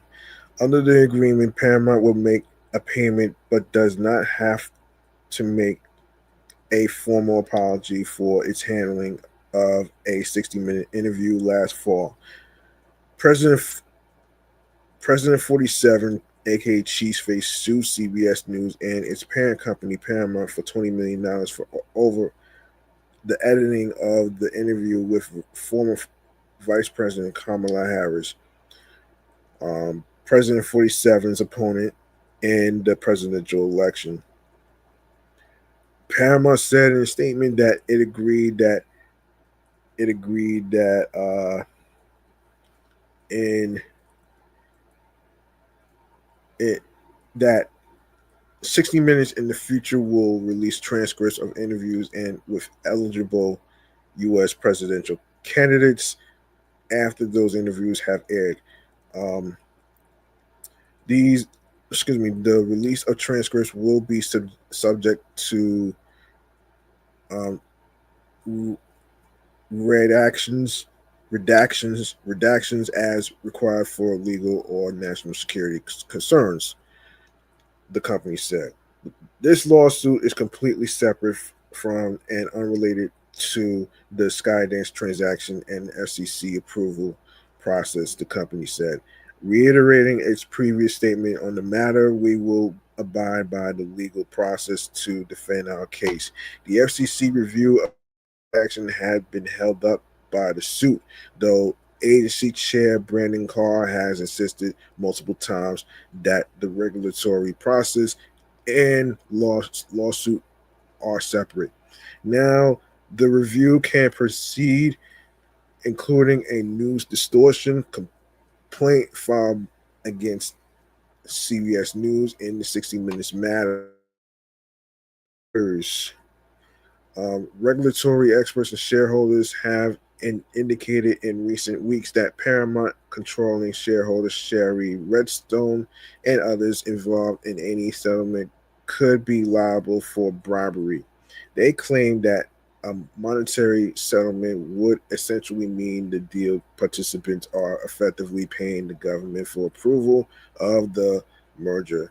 Those theories, which have taken root in the context of similar President 47 crusades against Disney, NBC, and other media companies, could well be tested in courts in the coming months. Jeez. Cheeseface 47's legal team said with this record settlement, President 47 delivers another win for the American people as he once again holds the fake news media accountable for their wrongdoing and deceit. CBS and Paramount Global realized the strength of this historic case and had no choice but to settle. President 47 will always ensure that no one gets away with lying to the American people as he continues on his singular mission to make America great again. Nigga, he can't. Nigga, you're not making America great again. Fuck out of here. The settlement figure is identical to the amount that Disney paid in December to settle a President 47 defamation lawsuit against ABC News over comments that George Stephanopoulos made on This Week. Like Disney's settlement, the Paramount sum will be made to President 47's future presidential library and includes legal costs. This case, though, was not a liable claim, but a consumer one. At the heart of the case was one question asked during Bill Whitaker's interview with Harris. He asked her why Israeli Prime Minister Benjamin Netanyahu was not listening to the Biden administration. Harris replied, in quote, well, Bill, the work that we have done has resulted in a number of moves that were very much prompted by or a result of many things, including our advocacy for what needs to happen in the region. And we're not going to stop doing that. We are not going to stop pursuing what is necessary for the United States to be clear about what we stand on the need for this war to end. The second part of Harris' answer was shown on the 60 Minutes broadcast 7th. The first part was shown one day earlier in a preview segment of Face the Nation. That edit was confirmed when 60 Minutes released the transcript and video of the complete interview in February. Cheese faced President 47's lawsuit filed in October initially claimed that the network deceptively edited the interview to make Harris look better in advance of the election. The lawsuit claimed a violation of Texas Deceptive Trade Practices Act. Uh, yeah, right. A consumer law typically invoked in false advertising claims. After he won the election, the CBS legal team argued that his claim was moot. President 47's filed a revised lawsuit that claimed that he was harmed because the interview unfairly diverted traffic from his own media properties, including Truth Social. Get out of here. That's some bullshit. Um, that is some bullshit, man. That is some bullshit. Many legal observers said that President 47's claim was meritless, a shakedown as he held the levers of power. The sum that Trump was, President 47 was seeking exceeded the value of Paramount Sky Dance and of all money spent in the 2024 election. In legal filing, the CBS team also said they had brought First Amendment protection for a news broadcast and news judgment, while they challenged the president's choice of venue for the case. A federal court division in Amarillo, Texas, where the sole judge um, Cat Matthew Kacsmaryk is a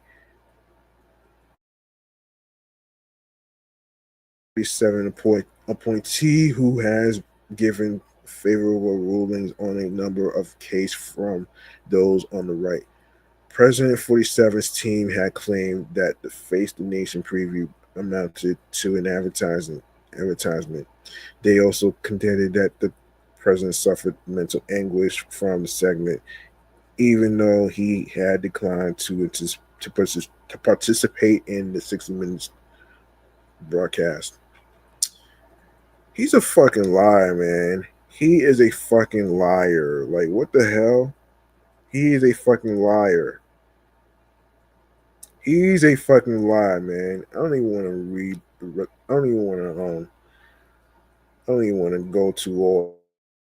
There's more. There's more to this shit that I have to really right here, man. And this is pertaining to the stupid fucking travel ban, according to The Guardian. President 47's new ban on travel to the U.S. by citizens of a dozen countries, mainly in Africa and the Middle East, went into effect at 12 a.m. Eastern on Monday, more than 8 years after President 47's first travel ban sparked chaos, confusion, and months of legal battles.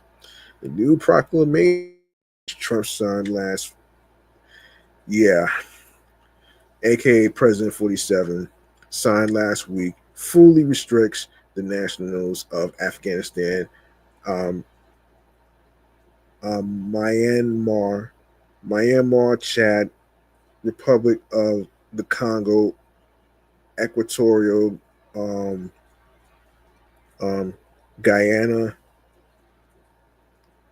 um, no, Guyana, Guinea, Eritrea, Haiti, Iran, Libya, Somalia, Sudan, and Yemen from entering the U.S. The entry of nationals of Burundi, Cuba, Laos, Sierra Leone, Togo, Turkmenistan. Damn. Unlike President 47's first travel ban in 2017, initially targeted several citizens of seven Muslim majority countries that were criticized as an unconstitutional Muslim ban. The new ban is broader, the legal experts said. They expected to withstand legal challenges. The announcement of the new travel ban was greeted with less outrage and protest its initial 2017 ban. On Monday, the new ban appeared to be overshadowed by President 47's other immigration battles, including furious protests in Los Angeles over President 47's deportation raids, which were followed by President 47 deploying the National Guard to the city despite the opposition of California's governor. You know what?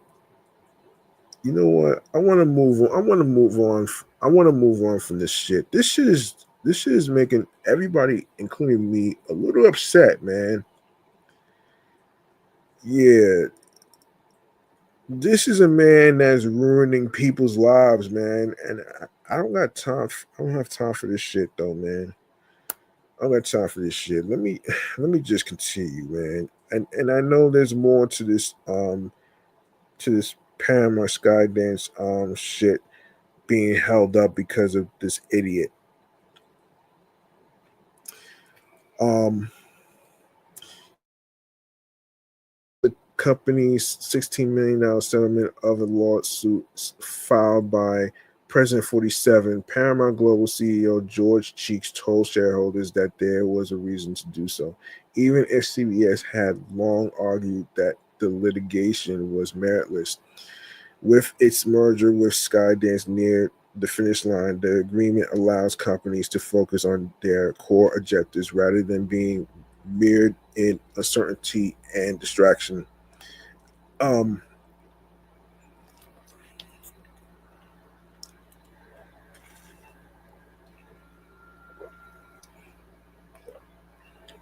um, but it's not entirely over yet. Not only because First Amendment groups and legal experts warn that it will only embolden President 47, but there are still some pending proceedings at the FCC and the prospect that the company will face a shareholder lawsuit. Oh gosh, a 60 minutes complaint before the FCC, separate from President 47's $20 billion lawsuit against the network, is an FCC complaint filed by a conservative group, the Center for American Rights, over the same topic, a 60-minute interview with Kamala Harris. Yeah, we talked about that. Yeah, we just talked about that shit already, man. So we just talked about that shit though, man. Yeah, this shit is so fucking ridiculous, man. This shit is so fucking ridiculous, man. Um,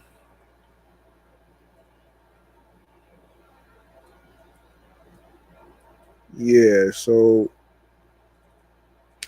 CBS has all that not only is there no evidence of news distortion, but some kind of an FCC sanction would violate the First Amendment and chill speech, placing the commission in the role of an arbiter of acceptable journalism. The FCC merger review, the agency has to sign off on the transaction as it is tasked with deciding whether the Skydance Paramount deal is in the public interest.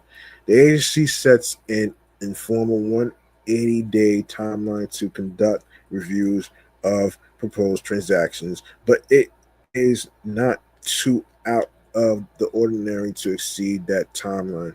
As of Wednesday, the FCC is at day 229, and Carr has not indicated when a decision will be made. The sole Democrat of the FCC, Anna Gomez, sharply criticized Paramount for not fighting the President 47 lawsuit, calling the settlement a payout. She also is calling on a vote before the commission, approving this transaction behind closed doors and under the cover of bureaucratic process would be a shameful outcome that denies the American people the transparency and accountability they deserve, especially when freedom is at stake, she said. I agree. After filing a Freedom of Information Act request, Reporters Committee for the Press initiated a lawsuit last week against the FCC seeking a release of records that could shed light on how the agency uses its regulatory power over news organizations for coverage perceived as favorable. A spokesperson for Carr did not return a request for comment on Wednesday. Past proposed mergers have been denied or sent to an administrative law judge. The latter has had the impact of further delaying a transaction to the point of effectively scuttling them. And the Skydance Paramount deals extension for closing run through October. Transactions typically include certain conditions, and Carr has said that any businesses that are looking for FCC approval, I would encourage them to get busy ending any sort of their endeavors forms of DEI discrimination. Shit. So, yeah. In its announcement of the settlement, Paramount Global said that the President 47 lawsuit settlement was separate from and unrelated to the Skydance transaction. Yet the president himself has connected the two. Asked last month about what was holding up the Skydance Paramount deal, President 47 appeared to praise Skydance CEO David Ellison before going into his complaints about 60 Minutes. Before he took the chairmanship in November, Carr also said that the Center for American Rights News Distortion complaint was likely to arise as part of the merger review. The group is urging Carr to place conditions on Paramount that CBS News engage in fair and balanced journalism by concrete steps to end pervasive newsroom bias and slanted stories. Paramount Skydance representatives have argued that a viewpoint neutrality condition would improperly encroach on broadcasters' editorial discretion and is squarely squarely foreclosed by the First Amendment and Supreme Court precedent. Shareholder claims the Freedom of the Press Foundation had previously said that it planned to file a lawsuit if there was a settlement. Seth Stern, director of advocacy for the organization, said that they filed a shareholder demand for books and records of the settlement discussion of the risk, benefits, and drawbacks. They plan to send a second letter on Wednesday and are considering legal options, Stern said. All right, so the aftermath, Senator Elizabeth Warren called for a congressional investigation of the settlement on Wednesday, something that is unlikely given um, control of Congress. But what matters if Democrats take control of one chamber or more in next year's midterms? It's still a long way away, and the whole affair may be far in the background by then.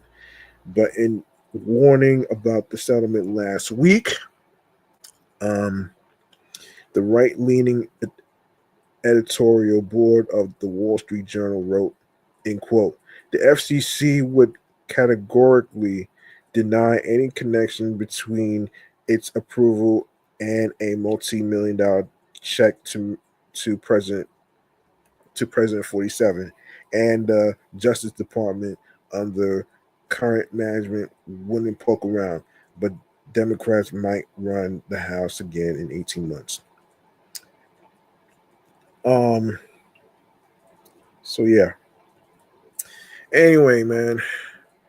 So the merger is not gonna. So the merger probably is going to be completed by the end by October. I'm gonna keep track on this. Actually, man, I'm gonna keep track on this.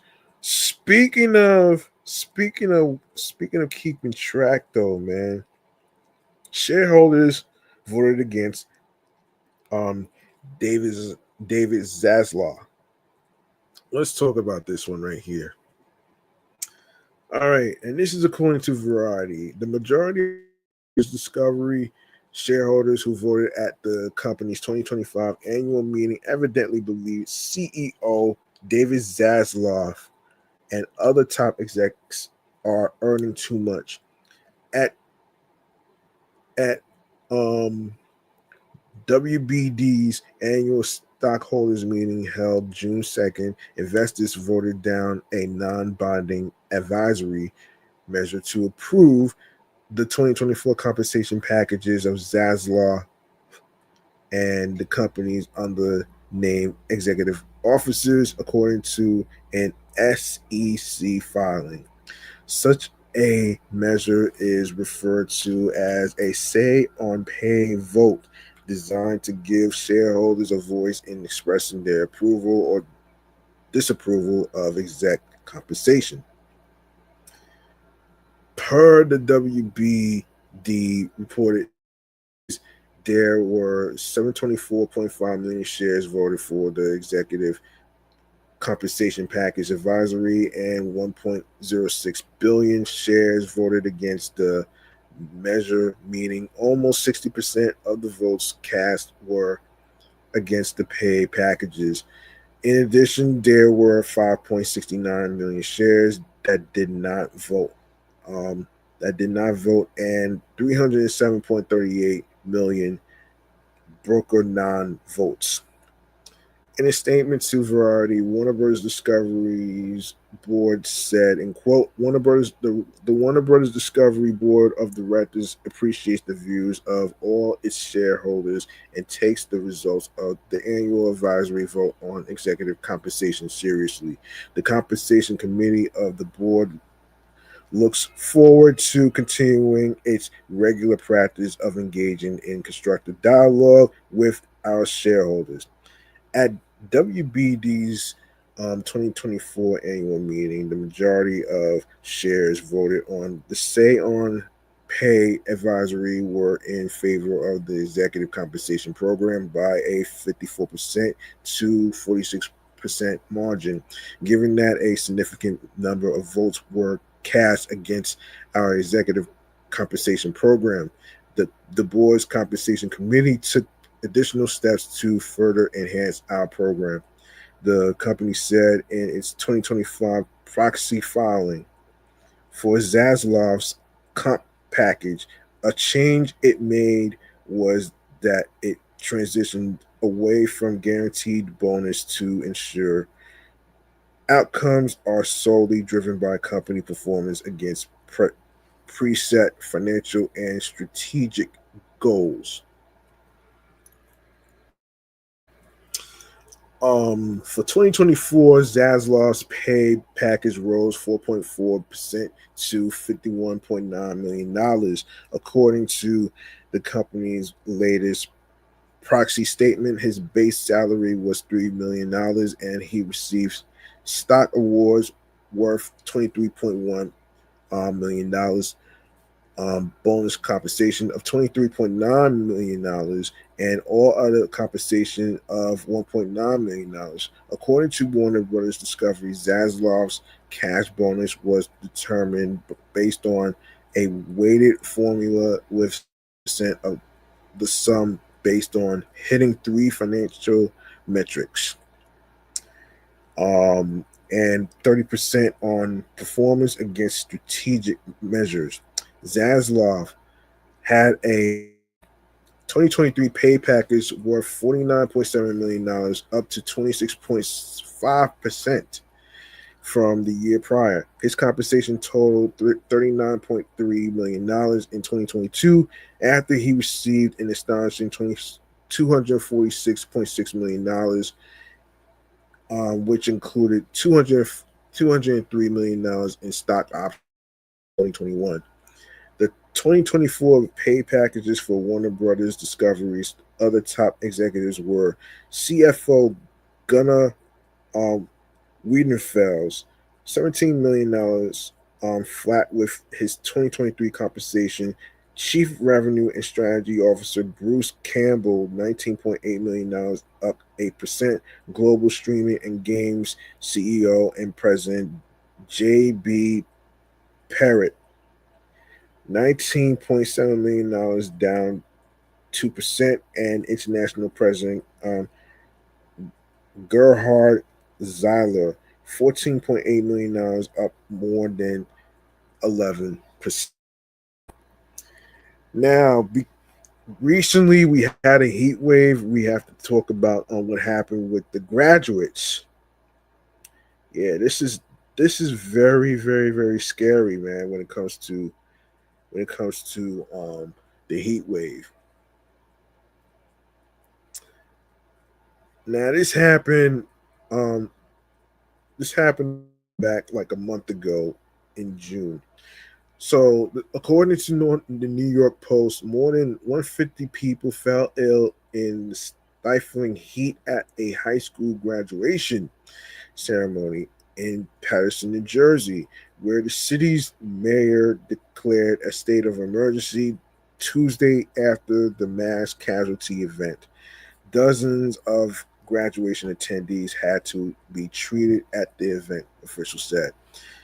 At least 5 people were hospitalized for dehydration as students, family, and friends lined up outside Hinch Life Stadium on Monday morning. Patterson Public Safety Director Jerry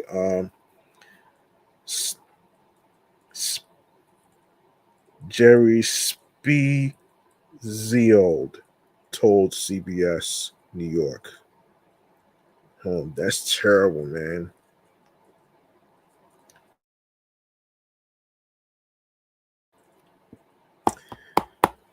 Oh Lord. Okay. Yeah, so while students and guests were left sitting in, hold on a second. School officials, including Board of Education members, were seated under tents, according to NorthJersey.com. The Patterson School District did not respond immediately to a post request for comment, but the district insisted to the Jersey outlet that measures to keep parents, students, and staff safe were in place at the time. In anticipation of high temperatures, the district implemented numerous precautionary measures to help keep everyone. Patterson School District Superintendent Lori Newell um, told NorthNewJersey.com in a statement. These included on-site EMTs, multiple cooling stations, cold bottled water, shaded areas, wet paper towels, ice, and large industrial fans to provide airflow. And they gave me the breathing machine, said the woman who didn't give her name. They wanted to take me to the hospital, but I didn't want to go because I didn't want to miss my son's graduation.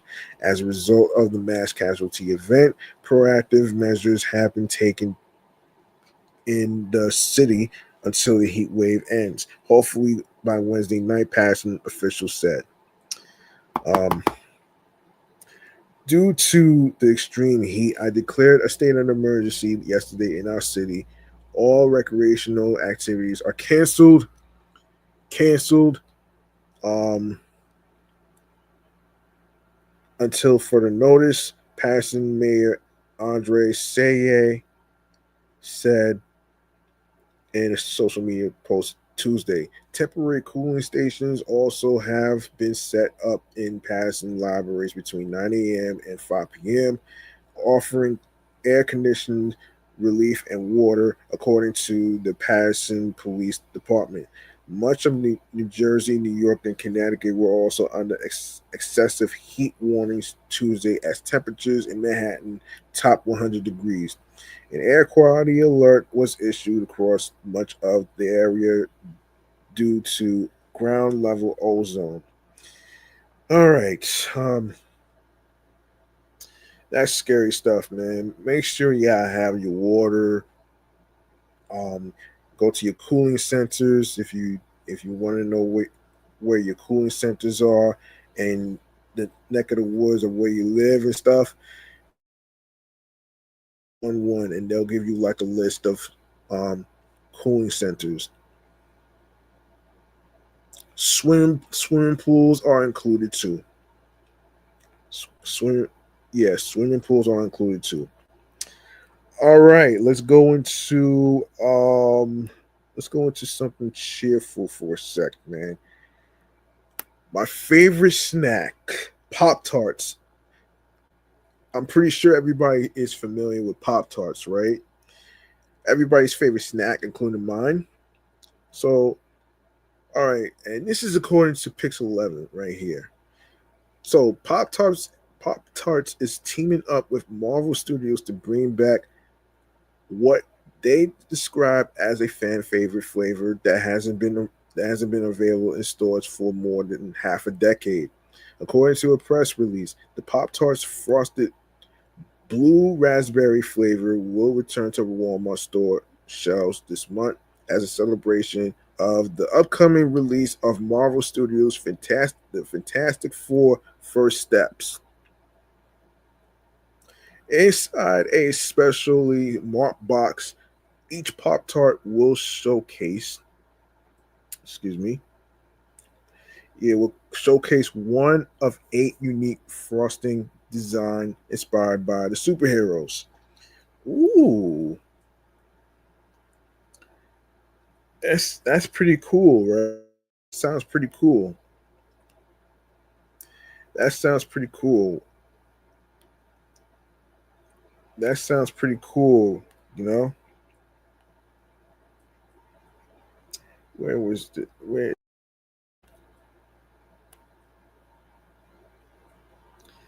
Yeah, that sounds pretty cool. Where is it? Um. Oh boy, what did I do here? All right, what the hell?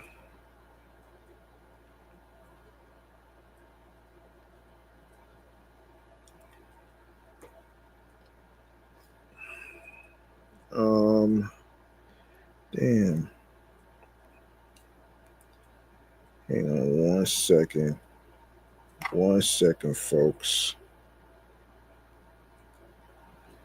This is posted on Pix 11. I'm trying to find it.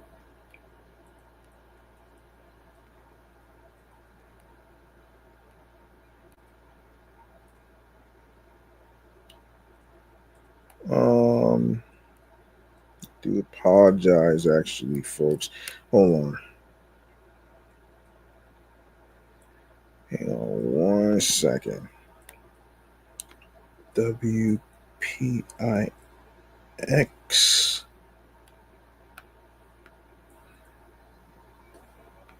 11. Yes, there it is. There it is. All right. Yeah. Yeah. So where were we? Yes. So inside a specially marked box, each Pop Tart will showcase one of 8 unique frosting designs inspired by superheroes.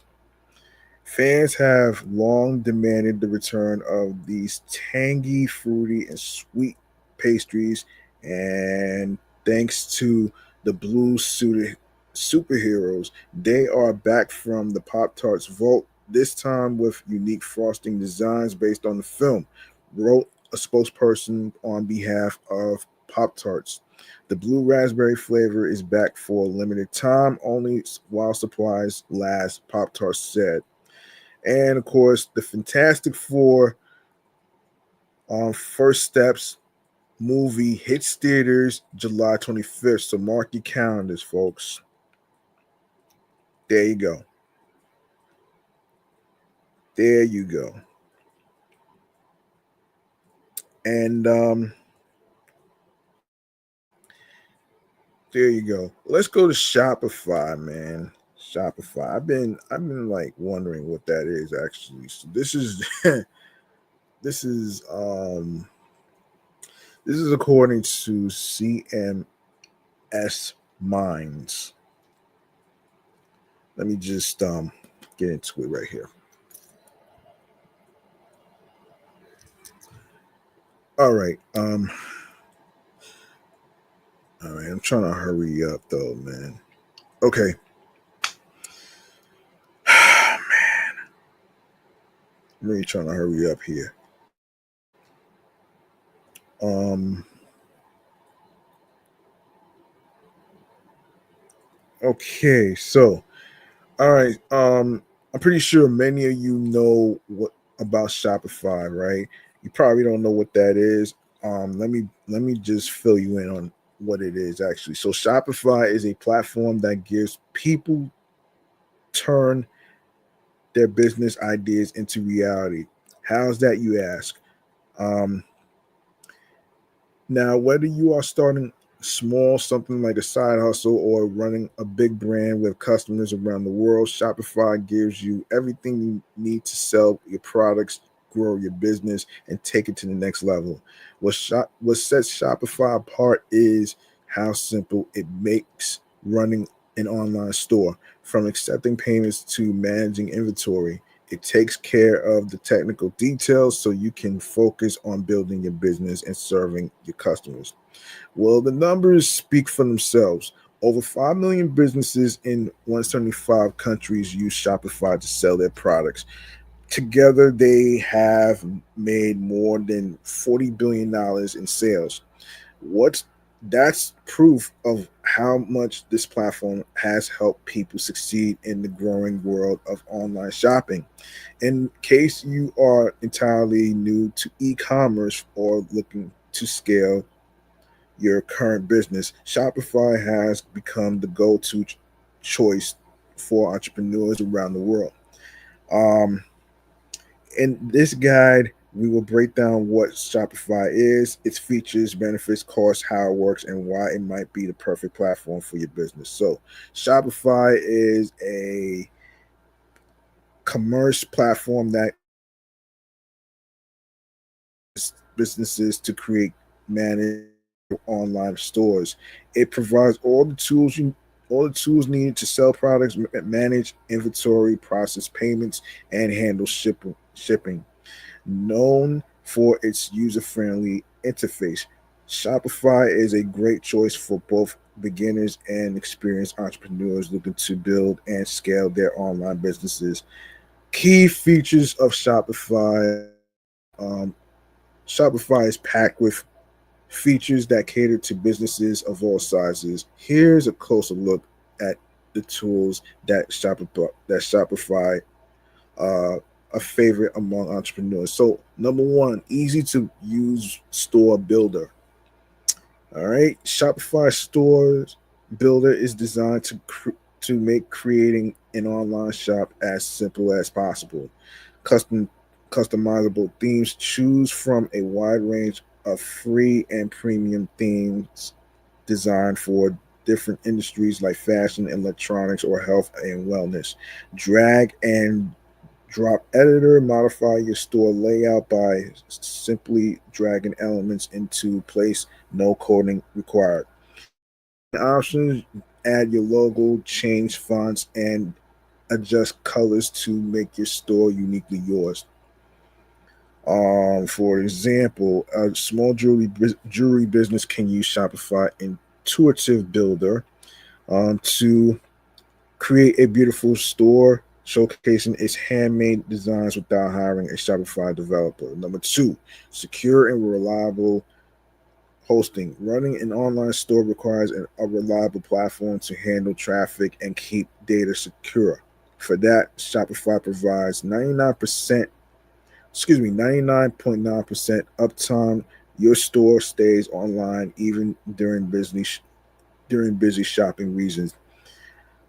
Double SL certification keeps your customers' information safe and builds trust by showing a secure padlock in the browser. Automatic updates. Shopify handles software updates so you don't need to worry about maintaining your store. Why it matters?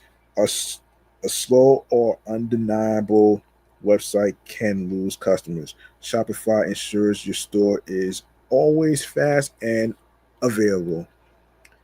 Number three, payment processing made simple. Shopify takes the hassle out of handling payments. Shopify payments accept major credit cards, digital wallets like Apple Pay and Google Pay, and local payment methods. Multiple gateways, and integrates with PayPal, Stripe, and other gateways if Shopify payments isn't available in your region.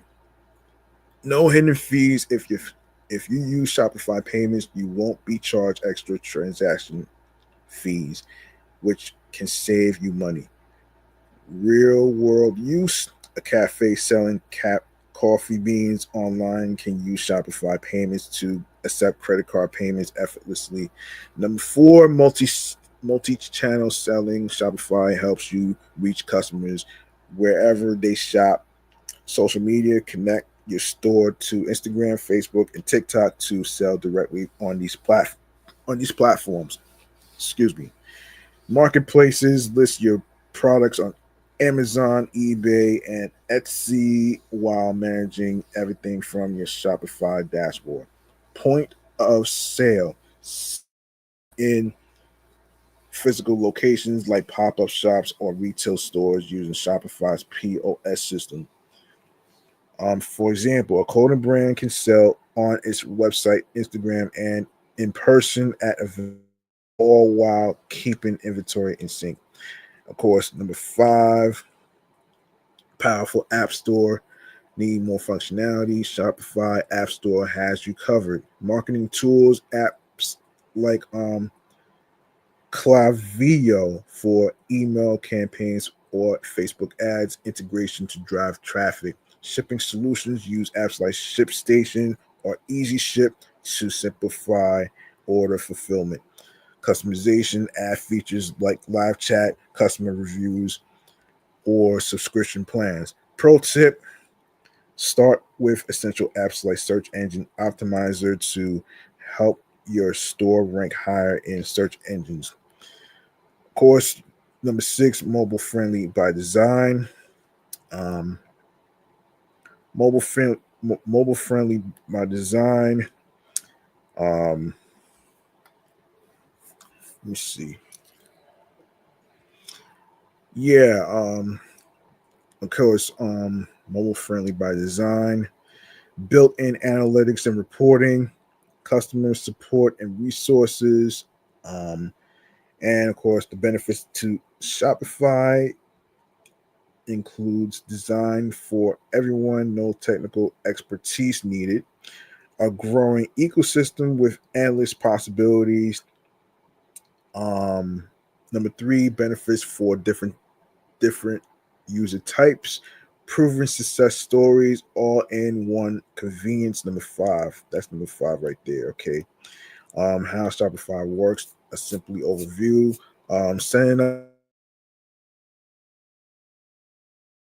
adding products to your store. Number 3, configuring payments and taxes.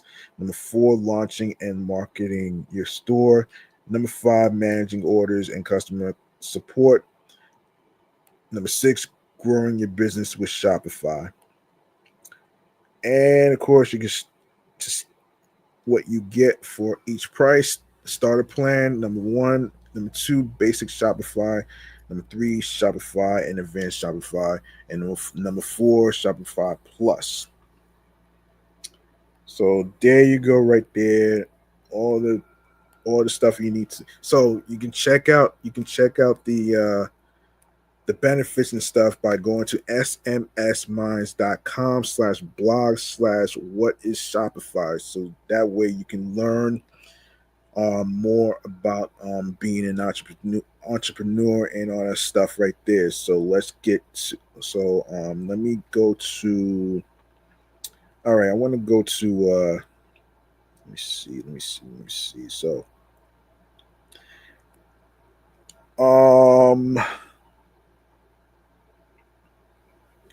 all right, let's get to TV show checkouts here, man, because as I was watching one of the Mets games, Gary Cohen mentioned about another spinoff in regards to Dexter Resurrection. Okay, so let's get into it right here. Let's discuss it in in TV show checkouts. All right, let's get into it right here, man. Um, and I'll be able to break it down for you folks right here.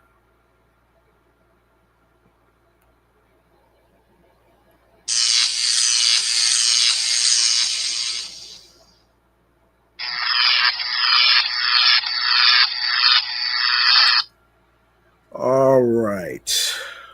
All right. So let's talk about Dexter Resurrection for a sec. All right. So according to Entertainment Weekly, Dexter Resurrection is a sequel to 2021's Dexter New Blood. Finds Michael C. Hall return.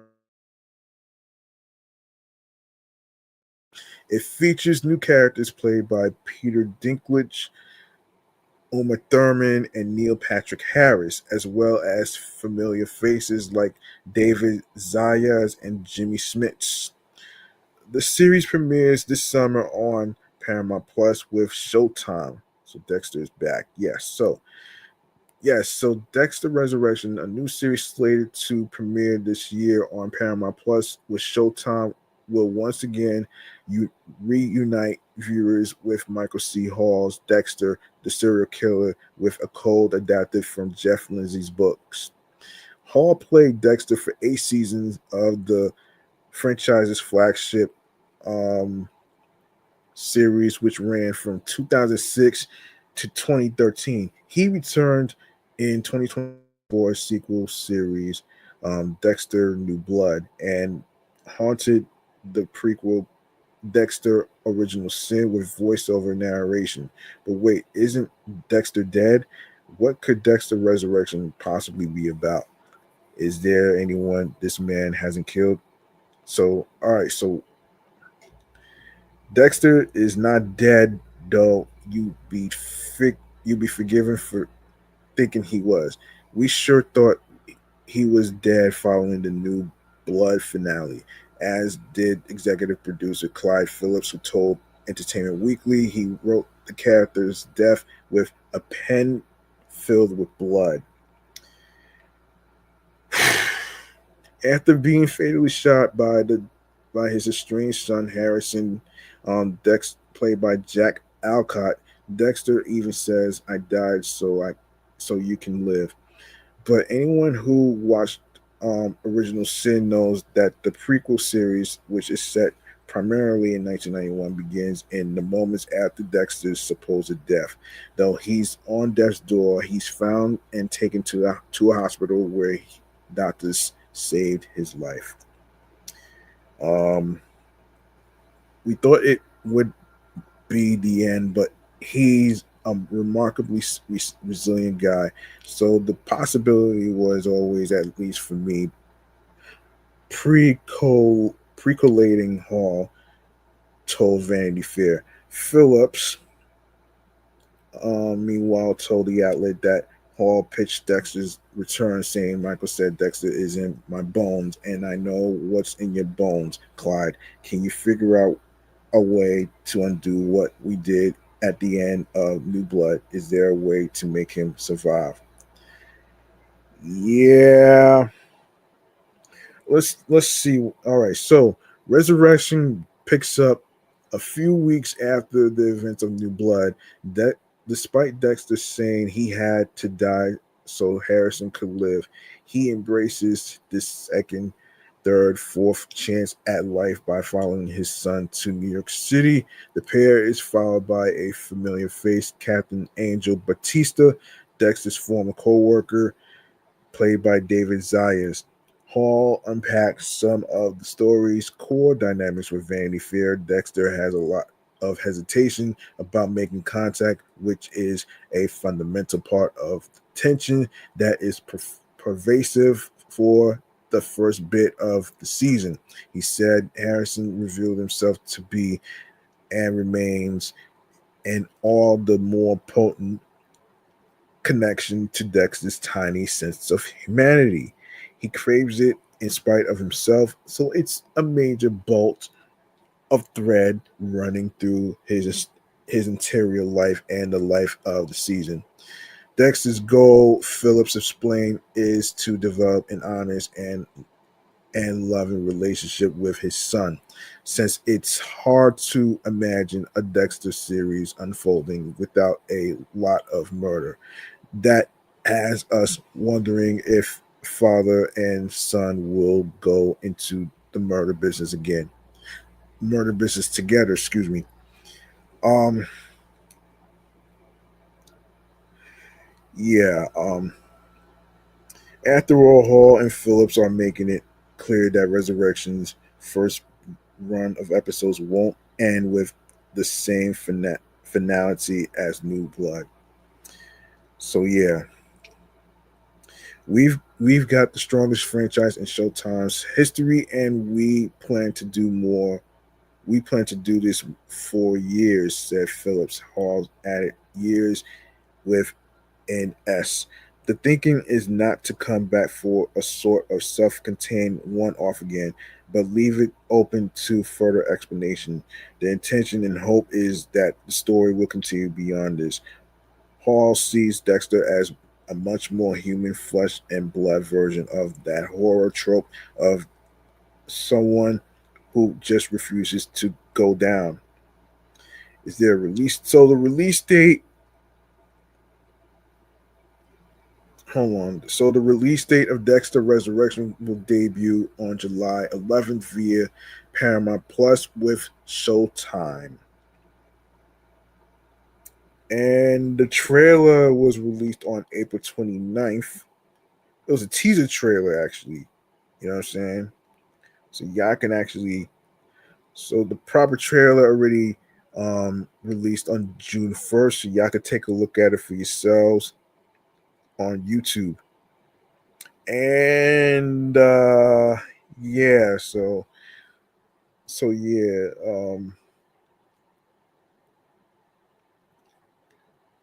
Yeah, so there you go right there. So who's in it is James Ramar, um Alcott, and Zayas. Okay, so Jimmy Smits along with oh gosh, John Lithgow's John Lithgow, and who else is in there? Yeah, I just mentioned Peter Dinklage, Uma Thurman, of course Neil Patrick Harris, who you may know from How I Met Your Mother, Eric Stone Street, David Das Das Malchian, um, and of course Kristen Ritter from Jessica Jones and Sonic 3 the Hedgehog movie is also in there as well. Mark Men Menchaca from Ozark is also in there, and Steve Sharipa from The Sopranos. And yes, and yes, and yes, you can watch Dexter New Blood, Dexter New Blood, and Dexter Original Sin. They're still available on Paramount Plus with Showtime. And of course, Dexter Resurrection is also going to be on that platform as well. Okay. Oh my gosh. All right. So um let me just go over. All right. So um new new Max films and TV shows. Okay, so let's get into it right here for the month of July. Let's see. Everything that's coming to Max actually it's coming to HBO Max to be exact. So, all right. So we have programming and all that stuff. HBO. So HBO originals like the documentary Billy Joe and So It Goes, and series Rage will also debut. The month also sees the arrival of the Hunger Games movie series and various Superman titles. Of course, yes. So, of course, Sinners, starring Michael B. Jordan, as well as feature films like On Becoming, uh,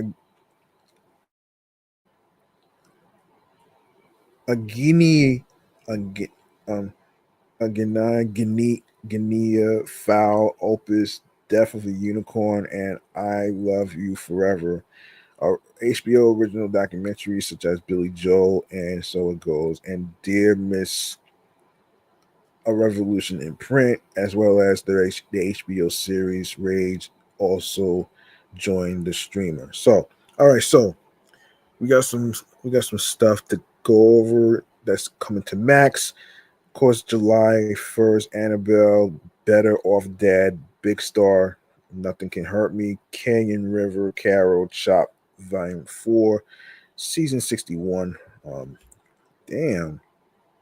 Food Network, Cunningham, Dames, Dances with Wolves, Extended Cut, Film Geek, Get Out, Get Shorty, In Time, Insidious, Jewel Robbery, Jimmy the Gent, Lady Killer, Lawyer Man, Life as We Know It, Love and Other Drugs, Love Crazy, Moana with Sound, Mortal Kombat,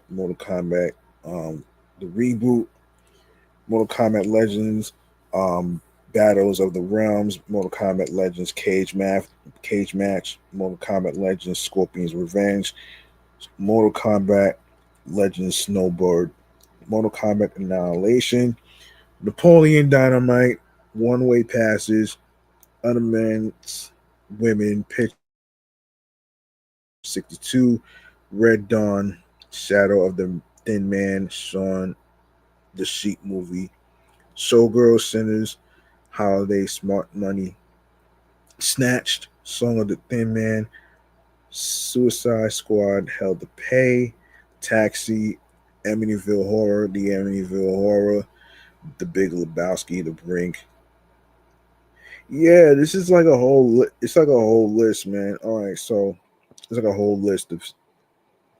It's like a whole list. I'm gonna split this up though, man. I'm gonna split it up actually. So that's how I'm gonna do it though.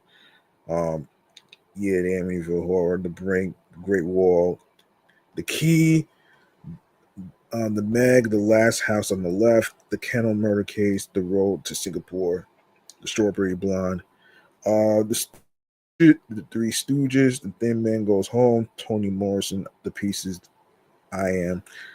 Let's see. July 2nd, Dear Mrs. A Revolution in Print, My Big Fat Fabulous Life, Batman Ninja versus Yakuza League, the Deep Three, Season 3, on Becoming a Guinea Fowl, A24, Sinners came out on the 4th of July, 90th Day Fiance, Happily Ever After, TLC, blah, blah. Damn, all this shit's coming to Max. July 10th, Back to the Frontier. This is crazy, man. July 11th, Chasing the West, House Hunters International. So, no, these are on different channels. Some of them are on HGTV, some of them on Max Original, Animal Planet. Oh, shit. Chasing the West, Season 1, House Hunters, Volume 10, Season 243. Damn. Opus, A24, Rage, Season 1. All right, I'm gonna split it up. I'm gonna save the rest. I want to get to another topic related to TV. Y'all remember MTV, right? Y'all remember MTV, right? Yes. According to USA Today, MTV is bringing back a taste of nostalgia and iconic gems to our TV screens. Um, Come on. To our TV screens. Ahead of the 2025 Video Music Awards in September, the network plans to air classic and current music videos 24/7 for a week on the channels MTV2, MTV Live, and MTV Classic, according to a press release. The special, described as a revival of the brand's early DNA for today's audiences, will also feature MTV personalities and previous VMA winners who will highlight their favorite music videos. MTV changed the game with its launch in 1981, playing music around the clock and breaking new stars. It shifted the artist's focus from solely radio to their visual image. Damn. Damn. Didn't really think about that though, right?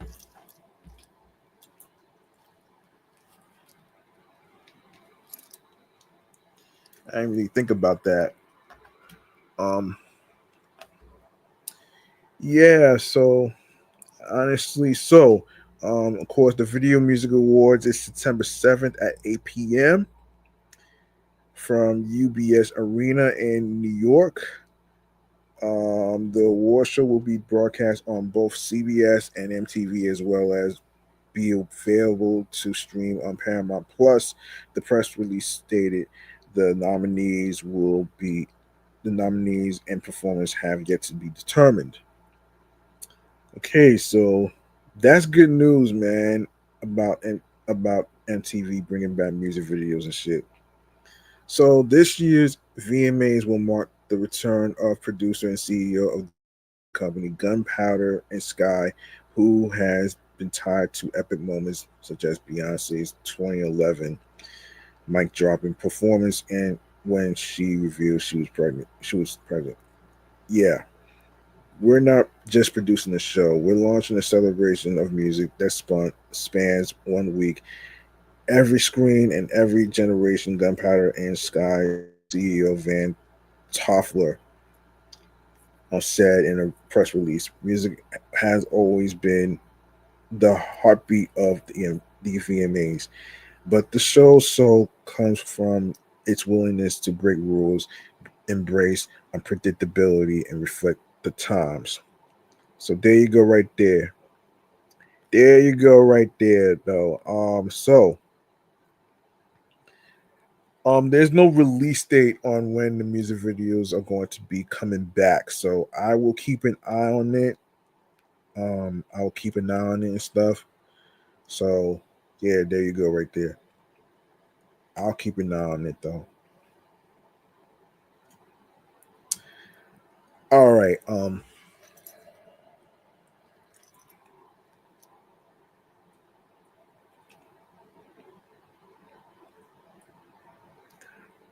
right. Now the gaming, I'm going to actually cover that next time. Actually, the gaming topics I'm gonna actually leave that for another time. Actually, because I want to actually get to.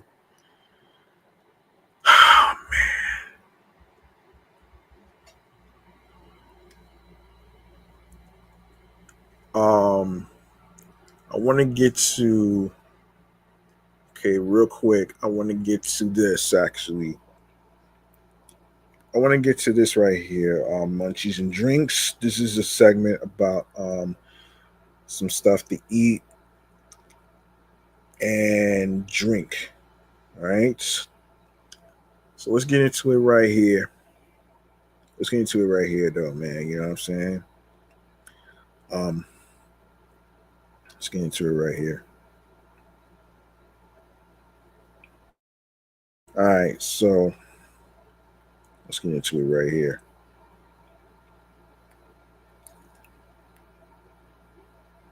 Hold on. Hold on.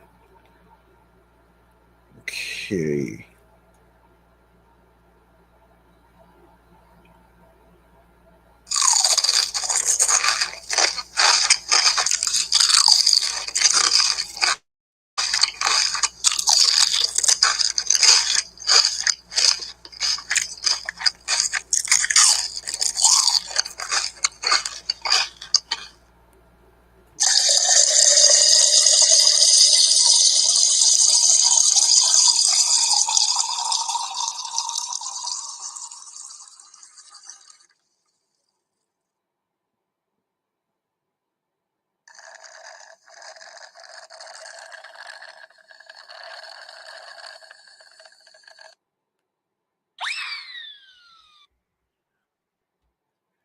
All right. Let's get into this next topic here. So I'm pretty sure everybody remembers Kel Mitchell from the Keenan and Kel, the Good Burger movies, and the times he's been featured in the Pictionary game show that's on Fox. Um, all that great stuff right there. Well, he is having a burger fest that's happening in Brooklyn. So y'all want to check it out for yourselves and stuff. So let's get into it here. All right. So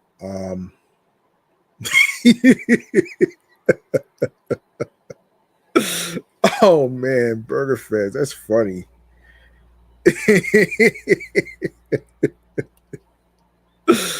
All right. So all right. If your nostalgia brain hits you with Welcome to Good Burger, home of the Good Burger, can I take your order? This is for you.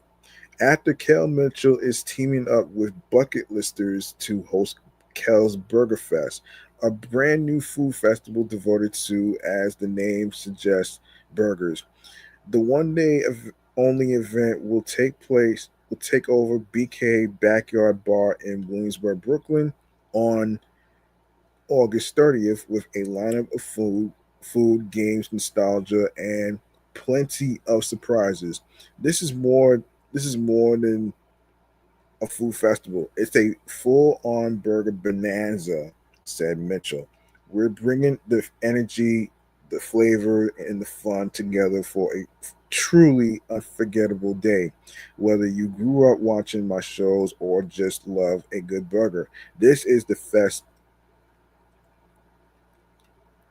This is the fest for you. Can I take your order? Kel has become a dear friend since I collaborated with him back in 2019 on his Good Burger pop up restaurant in Los Angeles. We're beyond thrilled to bring this new experience to life with him. There was no better dude to create a nostalgia fueled food summit with, said Bucket Listers president of experiences Derek Barry.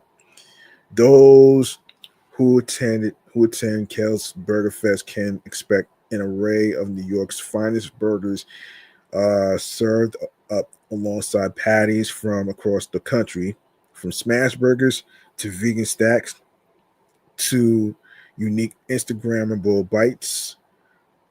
Guests will be able to enjoy a lineup of live DJ sets, a 90s dance battle, finish dash song, and on stage trivia.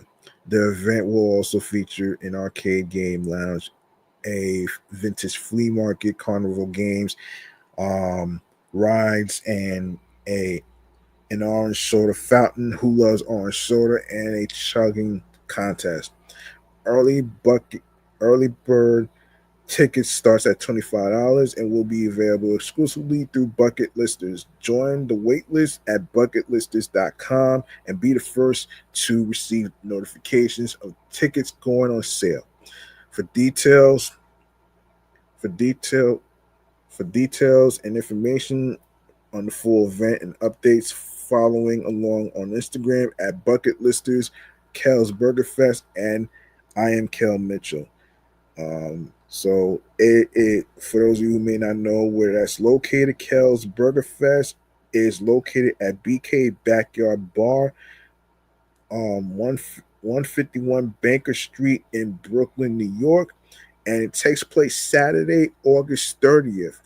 And of course, early bird tickets starts at $25. Waitlist is open. So there you go. There you go. And and one more thing. One more thing actually. One more thing actually. So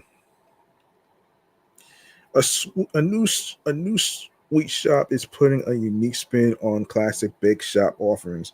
Located at 51 West 32nd Street, Sweet is where street meets sweet, bringing bold flavors to classic treats. The kitchen is led by Chef Romain, Romina um, Pizzotto, who is helping redefine what a dessert could be. Sweet graffiti was a concept that was created before I joined the company, but it had a different concept. It was going to be all about donuts. Pizzotto told AM New York. When that impact was passed to me, I was like, can I do so much more than donuts? There's so many places that are already doing that. I would like to put my knowledge up front to everyone, since I'm not only a pastry chef, but I'm also a chocolatier. I would like to showcase everything that I know. Let's see. On Sweet Graffiti's menu, you'll find more than your standard cookies and pastries. Pizzotto and the Sweet Graffiti team pride themselves on serving a lineup of chocolates, bonbons, donuts, cookies, ice cream, croissant crisps, and other confections. Yum. It's not just like when you go to a bakery, it's just baked goods, and that's that. It's just a combination of little things that make the place fun and different from other places, said Pizzotto. I wouldn't just call it a bakery. It's really a sweet shop more than just a bakery. However, what truly sets the sweet shop apart is their unique flavors. For example, the store's cookies come in flavors like pad thai and mocha madness bonbons in flavors like lemon, yuzu, and cheesecake, strawberry, lychee, prosecco, and matcha passion fruit, and macaron flavors such as raspberry, hibiscus, lychee, pandan, sesame, cacao, no, cacao nibs, and pistachio. Yeah. Um, at Paizoto's Children's Assistance, the store fully jumped onto the Dubai chocolate trend with menu items such as the Dubai Sundae, um, the Dubai donut, and their own twist on a Dubai chocolate bar. And because the store is located in Koreatown, Paizoto felt it was necessary to lean into Asian flavors for the desserts. Wow. So yeah, if you'd like to check out more information, you can go to Sweet Graffiti's sweets.com. And of course, you can follow Sweet Graffiti Sweets on Instagram. So there you go. All right. I'm gonna save the gaming topics and the gaming topics and the yeah, I'm gonna save the gaming topics and the TV stuff for another time because I have to wrap up right here. I want to wrap up right here actually because it's past midnight. I have to get out. I have to get up out of here. So let's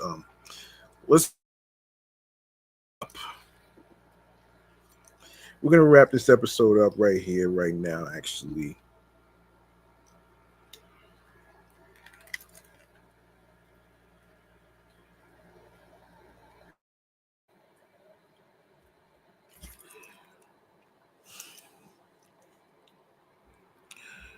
all right, we're gonna wrap this up.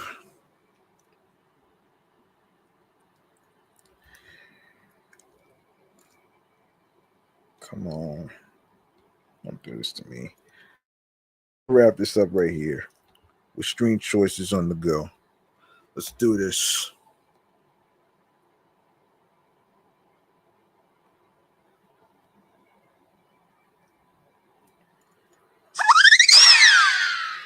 All right, make sure you follow Off the Meat Rat Chainz New York Avenue podcast on um, Blue Sky Social alongside with Facebook Threads and Instagram. And of course, be sure to also follow my other podcast shows that's also on the same social media platforms, which includes my sports edition show, Excellent Fun Vibrant Talks podcast, and my entertainment review show, Meticulous Vibe Juice podcast. Um, and of course, you can follow me on Threads and on the gram, G Money Stacks 555 in Queens, New York. Um, and and of course, when you go to the link in bio, you're gonna see Linktree/G Money Stacks 555. You can share it with your husbands, your wives, your boyfriends, girlfriends, the people you're cool with from work. And this includes Odyssey, Audible, Audioburst, Amazon Music, Apple Podcast, Castbox FM. Of course, don't forget to give a 5-star rating on Apple Podcasts. Spread the word. Castbox FM, these are Listen Notes, Moon FM Podcast, Overhaul FM Podcast, Pandora, Player FM, Pocket Cast, Podo Polo, Podorama, Podcast Index, Podcast Addict, Podchaser, Podverse, Podcast Guru, Podcatcher, Podcast Republic, Spotify. Make sure you add the podcast to your Spotify playlist. And of course, Spotify for podcasters. You can also comment on there as well. And Of course, you can listen on TuneIn Radio, Fountain, Good Pods, iHeartRadio, the number one app where you can listen to your favorite music artists, whether it's hip hop artists, singers, rappers, R&B, whatever music genre, on radio stations, and of course you can listen. And of course, you can listen to the show and episodes for free. You don't need a credit card or debit card to download iHeartRadio. All you need to do is follow and subscribe on iHeartRadio and other streaming platforms, and also you can do the same on YouTube. Make sure you subscribe to the YouTube channel G Money Stacks 555 for more live video podcast episode live streams. Leave a like and a comment. Tell me how you feel about the topics, including the Queens bus redesign affecting the bus routes that I just discussed. I will be doing more of the bus routes in the next and following episode after that. All right. Also, spread the word. Word of mouth is important. And of course, be sure to, like I said, add the podcast to your Spotify playlist. Of course, be sure to share the videos. Be sure to also enable alerts so you don't miss out on any new episodes being uploaded to the YouTube channel page, and of course, the day and time of when I'll be on the air via live stream recording new episodes and stuff. And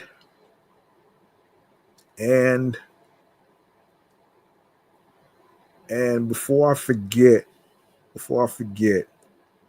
new episodes will be dropping Mondays, Wednesdays, and Fridays on every streaming platform that I just mentioned right there. All right. So that's gonna do it for me. This is your man. I'm your man, G Money Stacks, aka the Gregonator.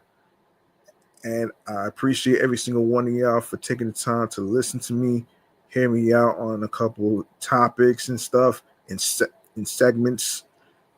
I appreciate every single one of y'all. You could have listened to any podcast in the whole world, but you chose to listen to this podcast. All right. And remember, the grind doesn't stop. Hard work pays off. If you want something, you have to work hard and earn it. It's not going to be given to you on a fucking silver platter. And always say, find your niche depending on what talent you have. Don't let anybody stop you. And if you are creating a podcast or whatever, there's no right or wrong time to actually do a podcast. And of course, there is no right or wrong way to actually host a podcast that you're creating. And also, please be yourself behind the microphone as you're recording your episodes and your topics and stuff. So that's very important. And I would also like to add to the fact that following your goals and dreams, be on your creatively, mentally, emotionally, physically, and spiritually, that gets you into your zone alongside with tunnel vision. All right. And yeah, like I said, that's gonna do it for me, man. I'll see y'all next time in the next episode with more new topics, more trends and news, more of music news, more of movies, TV news, even some gaming and all that great stuff. I'll save the gaming topics and the other topics for next time. All right. Yeah. So take care of yourselves. Stay hydrated in this humid weather that's happening this week and possibly next week. Have all your water, your Gatorade with electrolytes on deck. And if you have to go to work, please be careful. Please be careful. Be safe. And of course, have some water with you so you don't dehydrate. And all that stuff. So, peace and one love. See y'all next time on the flip side. Good night, everybody.